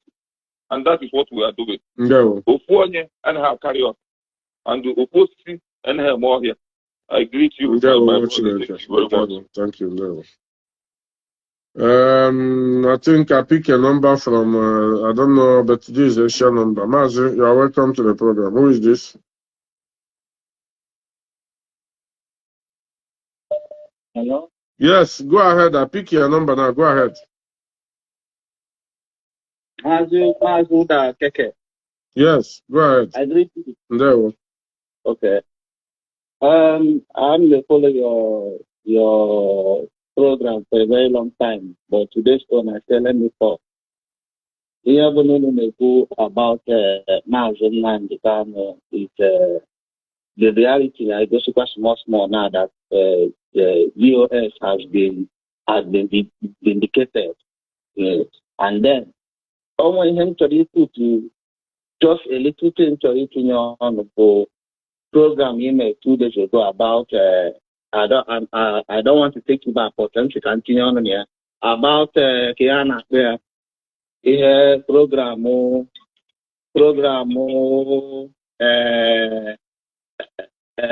alloy to Marco born Kuna Mandela. When Mandela traveled that he did not tell anybody. He told his ANC members, cabinet members, because I have to go and investigate or research it. The names of the people they are aware that Mazi, I will call you back now. Just hold on. Mazi, continue. Yes. Continue. Yes, go ahead. I will call the person. I will send you when I did the research to know the number of people they are aware of Mandela being in Nigeria, all his ANC members, they were aware. Yes. You understand me? The cabinet members, just like UOS, the people that are in charge of the leadership, they were aware that of his traveling. I will send you the copy so that you will see that they were aware and they knew why he was traveling across, not only Nigeria, across the African aspect. So, at the end, Mazi, I will leave you. Me, as a national coordinator, do you know that if I want to go to my personal something with my wife, maybe for 1 week, I have to let Italy know so that they call me, they know that if I don't pick up, they know that I'm busy and with my wife. You must let your people know, whether private or not private. Not to talk of a leader of 70 million people. Can I say no private life, yeah? A national coordinator get more travel. Yeah, why his cabinet. Guy, I know they around for 1 week. I beg. Deputy, take over. If they ask of me, tell them, sir, I go home. Tell them, sir, I go this side. What are we saying? Why should he tell you? You don't trust them. You don't trust them, but he trusted them when the President Pardon Dance came to your house. Hey, some guy they argue from Israel for 1 good year. Mazi, thank you. Let me. Mazi, just hold on. I want to call somebody that I've been calling, please. Just a minute. I will call you back.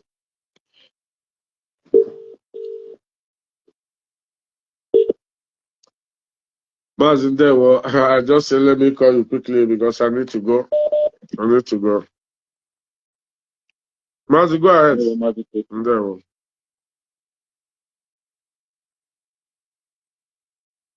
Mazi, you're not coming out, huh? Yeah, Oh, okay. Okay, Mazi, can you hear me? Okay. Yes. Mazi, this is a company auto power. Yes.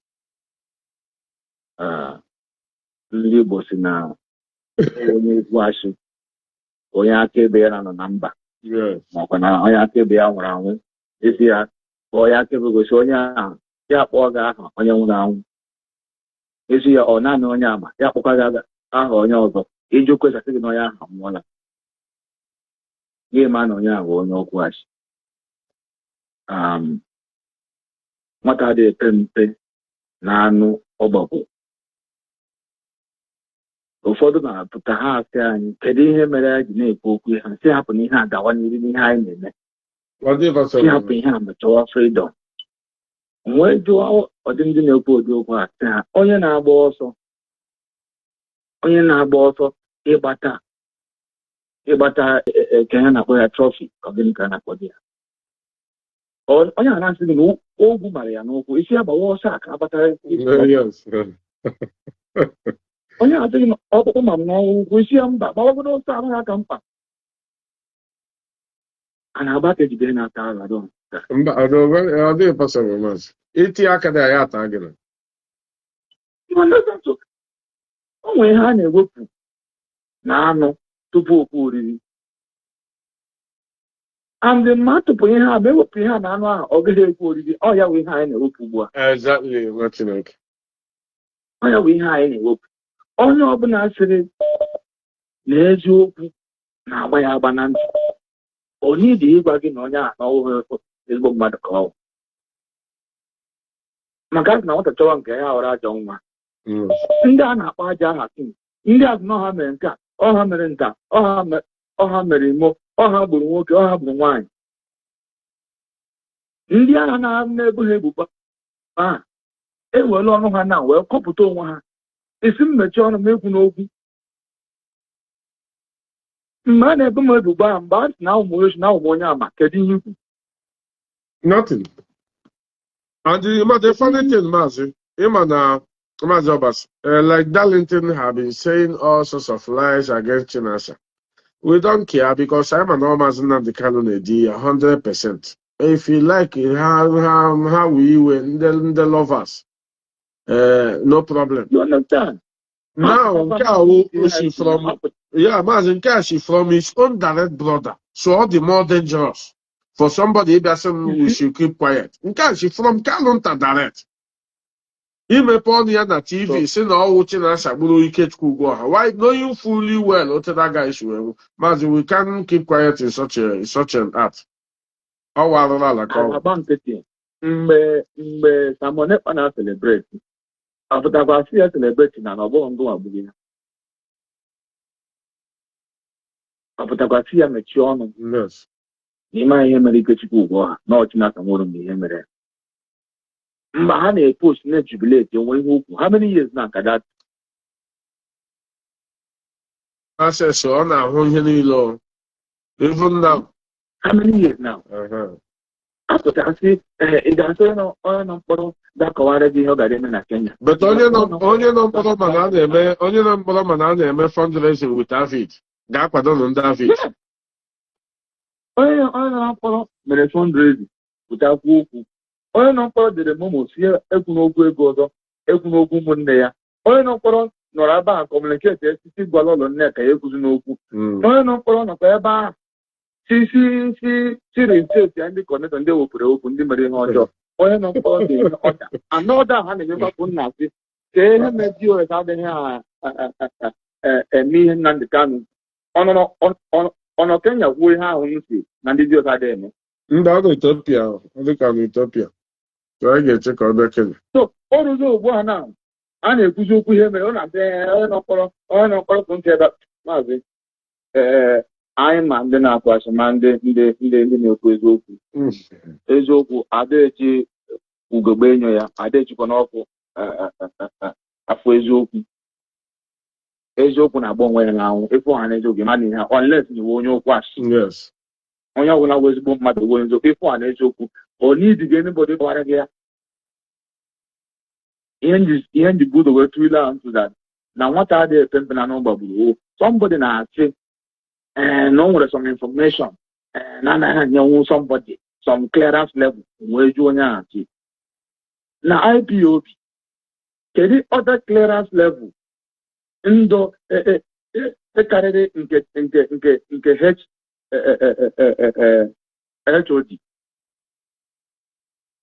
kedu the other clearance level carry that head of the Directorate of State, HDOS. Can the clearance level carry the head of M branch? Can the clearance level carry the head of our security? So, was there which clearance level?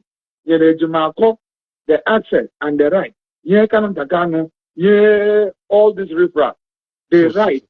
Ima aben nan the Kanu naga. The right. Mazi, I appreciate for more than 10 minutes now. Here's Sugawibo without English. I really want to appreciate you watching it. In Bali. I look how we work each last season.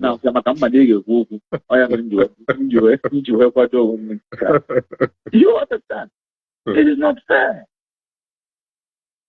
So now with a clearance yes. Yes. From the highest level. Anything for intelligence or clearance level. Clearance level now after Nnamdi Kanu already after Nnamdi Kanu Nnamdi Kanu na IPOB. I don't have onye fuche eziokwu. Ya wuru nnọọ ka ọ bụ nnọọ agwa ahụ eji mara ya onye okwu asị onye njọ ka ọ ghara ịhapụ agwa ahụ ọnụkwa n'ime eziokwu a na-atụ asị. Maazị Oge kwụsịrị mechi ọnụ ka ihe iji ekwu okwu. DOS, HOD ha kwuo okwu ọwụ ihe chere aka ha na-ekwu. That is one way na nwata adịghị epe mpe na anụ ọgbagbo.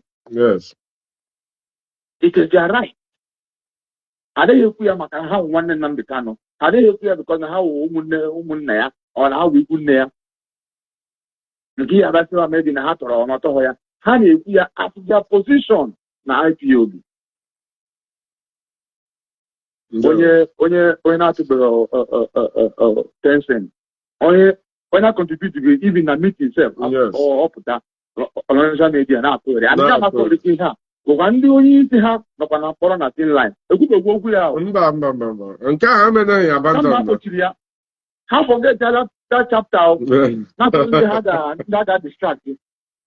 Nara. I don't know that distract. Because 11 I call, I will leave here. I'm for the Rapadoma. There was watching it. There one them.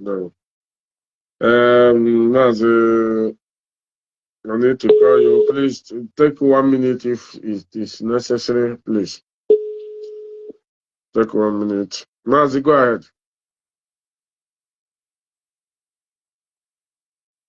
They want you to, if you want Chineke, they want Mazi KEKE. You are really doing a wonderful work, you know. This is a awakening call you are doing. May God come and bless you. And everybody who is championing this cause of restoration. I just have just a simple something to chip in here, you know.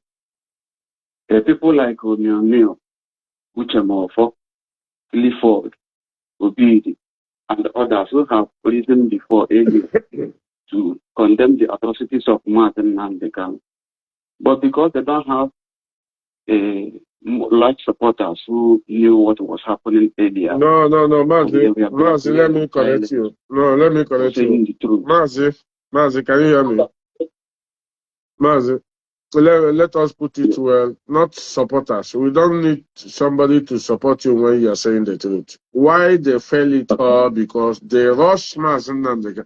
When the Mazi Nnamdi was smart man, EGK Banya, one day, and you'll be a loser. If I thought they patiently waited like a day like this or 2020 or 2021, maybe people will understand. But because of you age, we major her, they went out and keep on castigating even me and you, IPOB, all the rest, without facing that particular man that did all these atrocities. However, she will fail lawyer. But they knows all. Go ahead, Mazi, please, round up. So, yes, it will be short. So, for the sake of all these things that have happened before, what I'm saying now is this. Please, let the directors of state, I hope they are listening, or you will pass this message across. We are angry. Let them call for the immediate expulsion of Mazi Nnamdi Kanu from IPOB. He has committed more atrocities than any other person in this struggle. We do not longer need him as our leader. Not suspension, expulsion, the total expulsion from this movement. We don't need a corrupt somebody to lead us. Please, this is what I want to say. We are much angry. We are angrier than ever. We cannot continue like this. Mazi Nnamdi Kanu cannot lead us. We are calling for his expulsion from this movement. This is what I want to chip in. Thank you so much. This number that called me, I don't know, plus 27. Simon is your name. Please, you will take 1 minute, please. Please, I beg of you, 1 minute.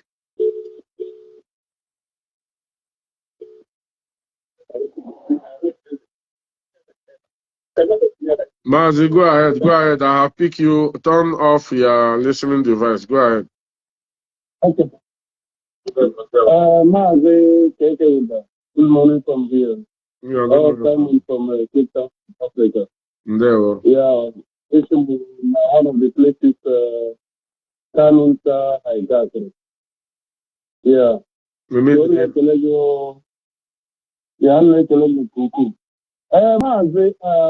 one of our brother now, you know, this last caller now. I support this our brother.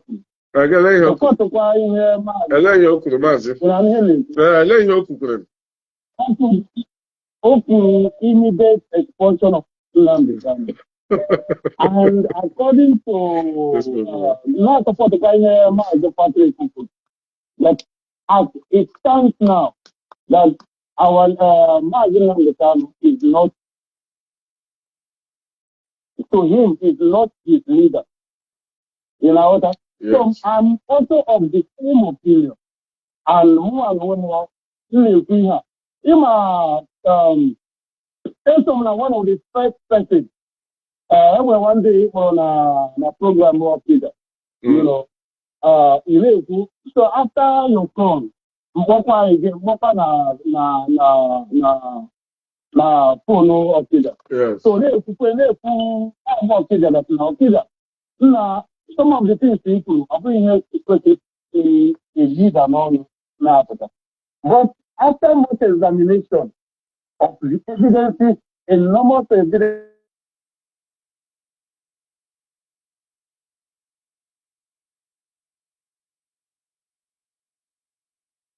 So, you know, put that I'm very, very ashamed to call him my name. So, I want your opinion that Nnamdi should be given a time frame to apologize to viewers and IPOB worldwide and Biafrans at large. He should be given a time frame to apologize, maybe a space of 1 month or 2 months. Failure to do that, he should get expelled from IPOB. That is my own opinion. Yeah. So, please, Mark, take this message to the leadership. I will do that. You should be given how they use it that the question I'm having here to the IPOB area because the more children in fact, everybody knows. More, know. I'm as you do, If he also apologize, he should get expelled from IPOB because he has committed serious crimes. He and his siblings. He was also siblings here because his siblings cannot do anything without his authorization. Exactly. Has got a normal thing. So, because Mazi, I was there in the leadership. I am Mazi and ultimatum of female to apologize or take exposure from IPO. They were watching it and they were. Oji, I will go live. Mazi ndewo biko ị ga-ewere 2 minutes ihe m ji PK kọla ahụ idere medere which I think onye dịrị ozi awa smart man biko ndewo. Yes, go ahead. I think we are still live.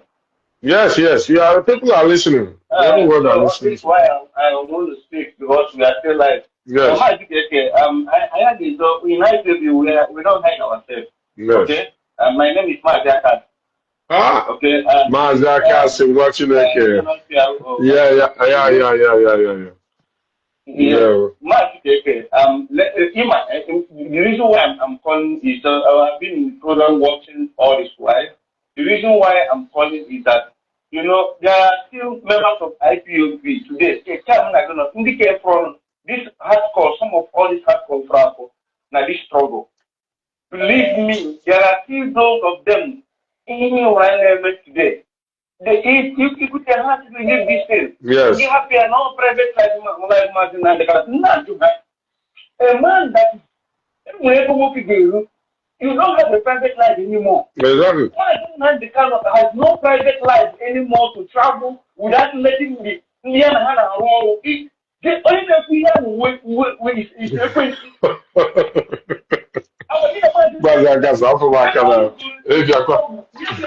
this man. You have no right to do anything. Do you know any single mistake Martin even can lead to the death of many people? What are you saying? 100%. 100%.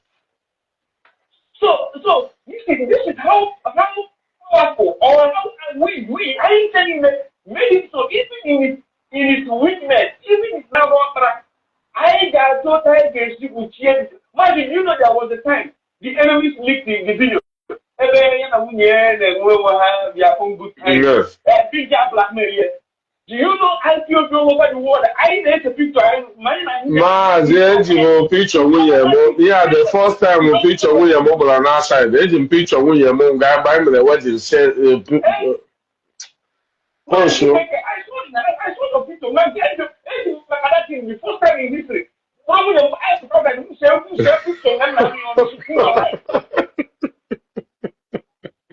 Just to come back to my leader, just to say you want he doesn't matter what to do, we love him. Only after that, they never all this is on the mic in the 5 years. Give us more idea to the each imagine that we can't believe it. That's short Kuno man. Ndị mmadụ na-anwụ maazị ndị mmadụ na-anwụ I don't know who my teaching and should have won. The one man teaching what is it because some of the Kanu don't have the Kanu. Yes, I can even do that. Ugbu a na o butekwala ha again na ọhụrụ ọbụla Ikechukwu ugbu a anyị gazie na ya gagbu ụmụaka ndị mmadụ ndị maazị Nnamdi Kanu iji ala esinụrụ naanị ya sị chere mgbe ọ pụtara mgbe i gbuchasịrị ndị be anyị niile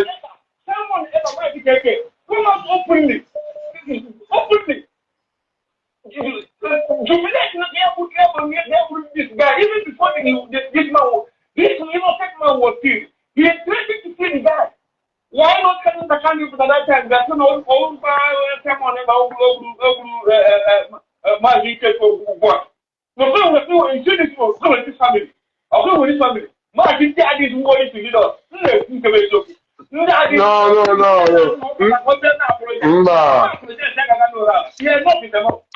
Maazị ndị a megodo apologize na ndị a ga-eji strategically gbuo omenala niile ha enweghị obi of repentance.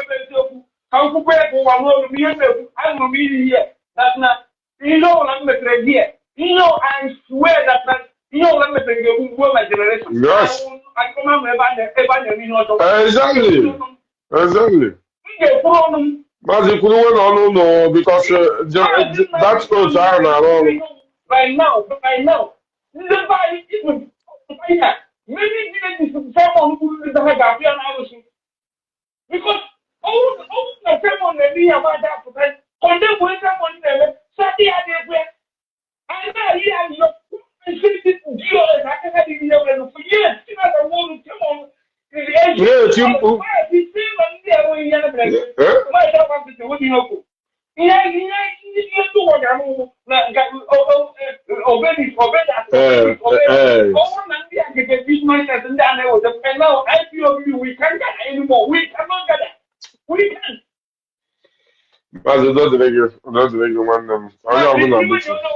know. Yes. The government to Mazi KEKE. We have property today. He has to pick a Mazi KEKE. They didn't see all my last word. They can who come out in the kind of protection that calling out and call. So many I'm not going to hear today from this IPO. IPO they got in the New York radio.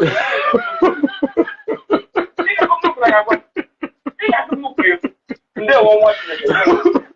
No, I can't think of what they plan today. I can't right from time, even from Radio Biafra. You say it the way it is without fear of favor. I am the like you want them. Mazi Akas, you know, Kukaria, Mam, Mazi, I'm a chagom this program. I want to conclude. I don't know who is this person. I want to conclude, please. I need to go to work. Okay, this person is not picking. So please, yeah, I want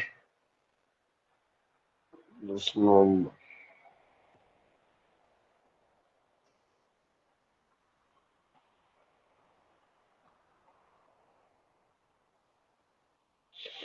So, Chineke, I really appreciate all of you. Asem Koma Camera Nile. If you want to listen, I don't know who is this person. Please, 1 minute, Maz, go ahead. Hello, Maz, Good Maz.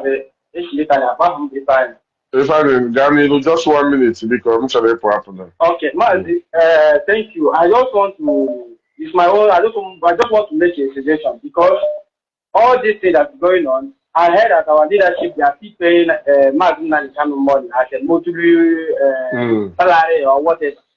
Now that we find out that yes, it doesn't care about this struggle anymore. So why are they continue sending in the money? Mazi, yes, how to jog Amaka and them and eligible Mabi no good for. In my question of leadership, many abandon. Let's think how can I will the money. I don't know because those one. I never because those are the job for Jidogo.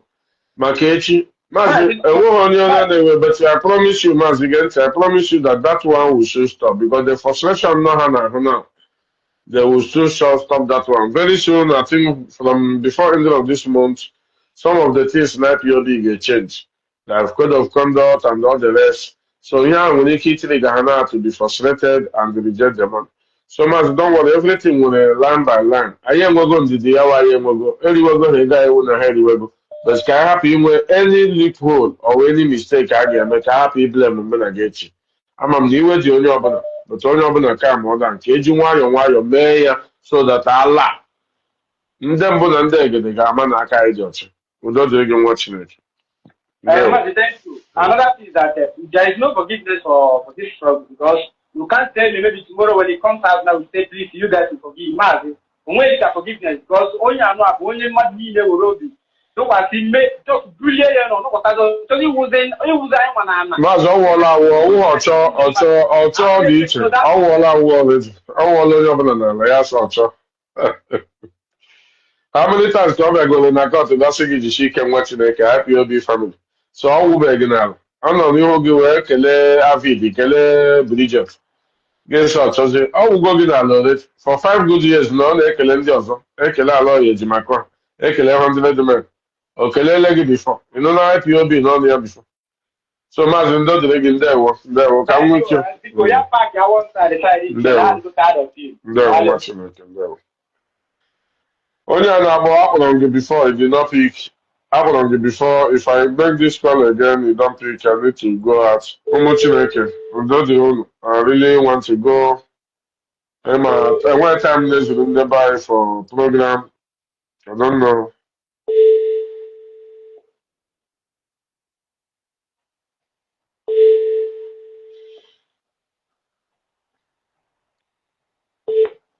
And when call. Mkpọ gị na-epiki gị chere ka ọ ringicha ka gị nwa kpọghachi mazụ. I will not do that. Gị marazie na ọmụnwa ga-akpọrịrị gị go pick that my own. Ọwụ ya own ka m ga-epick. No, I will not pick it. I will call you, you pick. I will call you. If you don't pick it again, I will go out. Mazi, go ahead. Ndị wele ebe isi agba m isi si Tanzania mkpọ ị na-epik. No wonder. Gaa n'ihu biko 1 week, 1 minute. Okay, the program for a very long time now.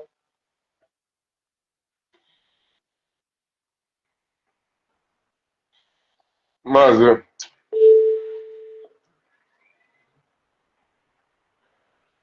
Mazi, yeah, gaa n'ihu the thing cut to my cut. Just within 1 minute, you know. Gaa n'ihu watch it. Okay. I want to thank you for your study from this struggle. And you believe them very well. And this appropriate should be right. You understand me? Mazi, I'm getting you. Just go ahead. Tony, Anyanwu, I am not seeing your call. I don't know. You say you are calling. I'm not picking. I don't know. Many calls are here. More than, I don't know. So the ones I see read, missed calls, I pick them. Mazi, go ahead. Okay. I'm going to thank you for their strong stance in the issue of our struggle. And the problem we are facing now is not about Nnamdi Kanu, this, Nnamdi, that. What we are facing now is you should not depend on Nnamdi Kanu only. Understand me? We have leadership, and we can move forward without waiting for someone to order. We know how all this is must start. Even Kanu was in Twitter broadcasting that how can give access to Biafra. We understand all this and how that caused every member of this family. So we must move forward and start waiting for something. And the fact is that we have to move forward. We must. Yeah, we must move forward. We cannot wait for anyone to give order. We cannot be a family. It's not be by family. No, we don't want that. No. Nobody should have moved on. Nobody should have moved this on. Because someone will meet him Gaba now, sir. The people have started. There were watching it. Biafrans, I think I want to greet all of you. This program have a lot of branches, a lot of things I need to bring to all of you, but it will be next time. Or Mazi Kuja will finish the rest. Asamonia Hunuta, I am Kwayechi. Ka ọ dịrị unu niile na mmadụ onye sịrị m na-agwa unu na onye nwere eziokwu ya kwuo ya If it is me that is making the mistake, one day they are correct, and they are cool. I'm mother, we here, personal, or here family. Our year, Ocha woman na complain. Even they when he were born, they would tell her. As a leader, you need to listen to them, not to embarrass them or to intimidate them. Ndị ọjọọ bịakwa ịma ndị ọwụ ndị ọjọọ, anyị enwe ike treat ha the way they can. But the IPOB family, for more than 5 years now, nobody from Carlos family have ever one day appreciated them or tell them ụmụ Chineke jishinike. Onye ndopụta, ọ ga-abịa ime ọ appreciate or ọ ga-abịa ikwuru. Nothing like that. Ihe anyị na-anụ Wavid asịkwa, Bridget asịkwa, 100 men asịkwa, Carlos asịkwa, onye nke asịkwa. Ụmụnne m, when are we going to continue like that? And since 2012 till now, here in the water will only killing. No good result. Can any of you reflect after these broadcasts and tell me one good result Mazi Nnamdi Kanu Motelulu since 2012 till now? A very important result. Don't be sentimental. Say it the way it is. As a very big movement of 70 million Biafrans following, we're supposed to secure, even if it is half country, not even full, half. Tell me one good thing, oh my God. If not, every day we are losing people, blackmailing people, eating our money. Actually, I'm going to reflect and you drop it on the comment section. Come all of you. As someone I really appreciate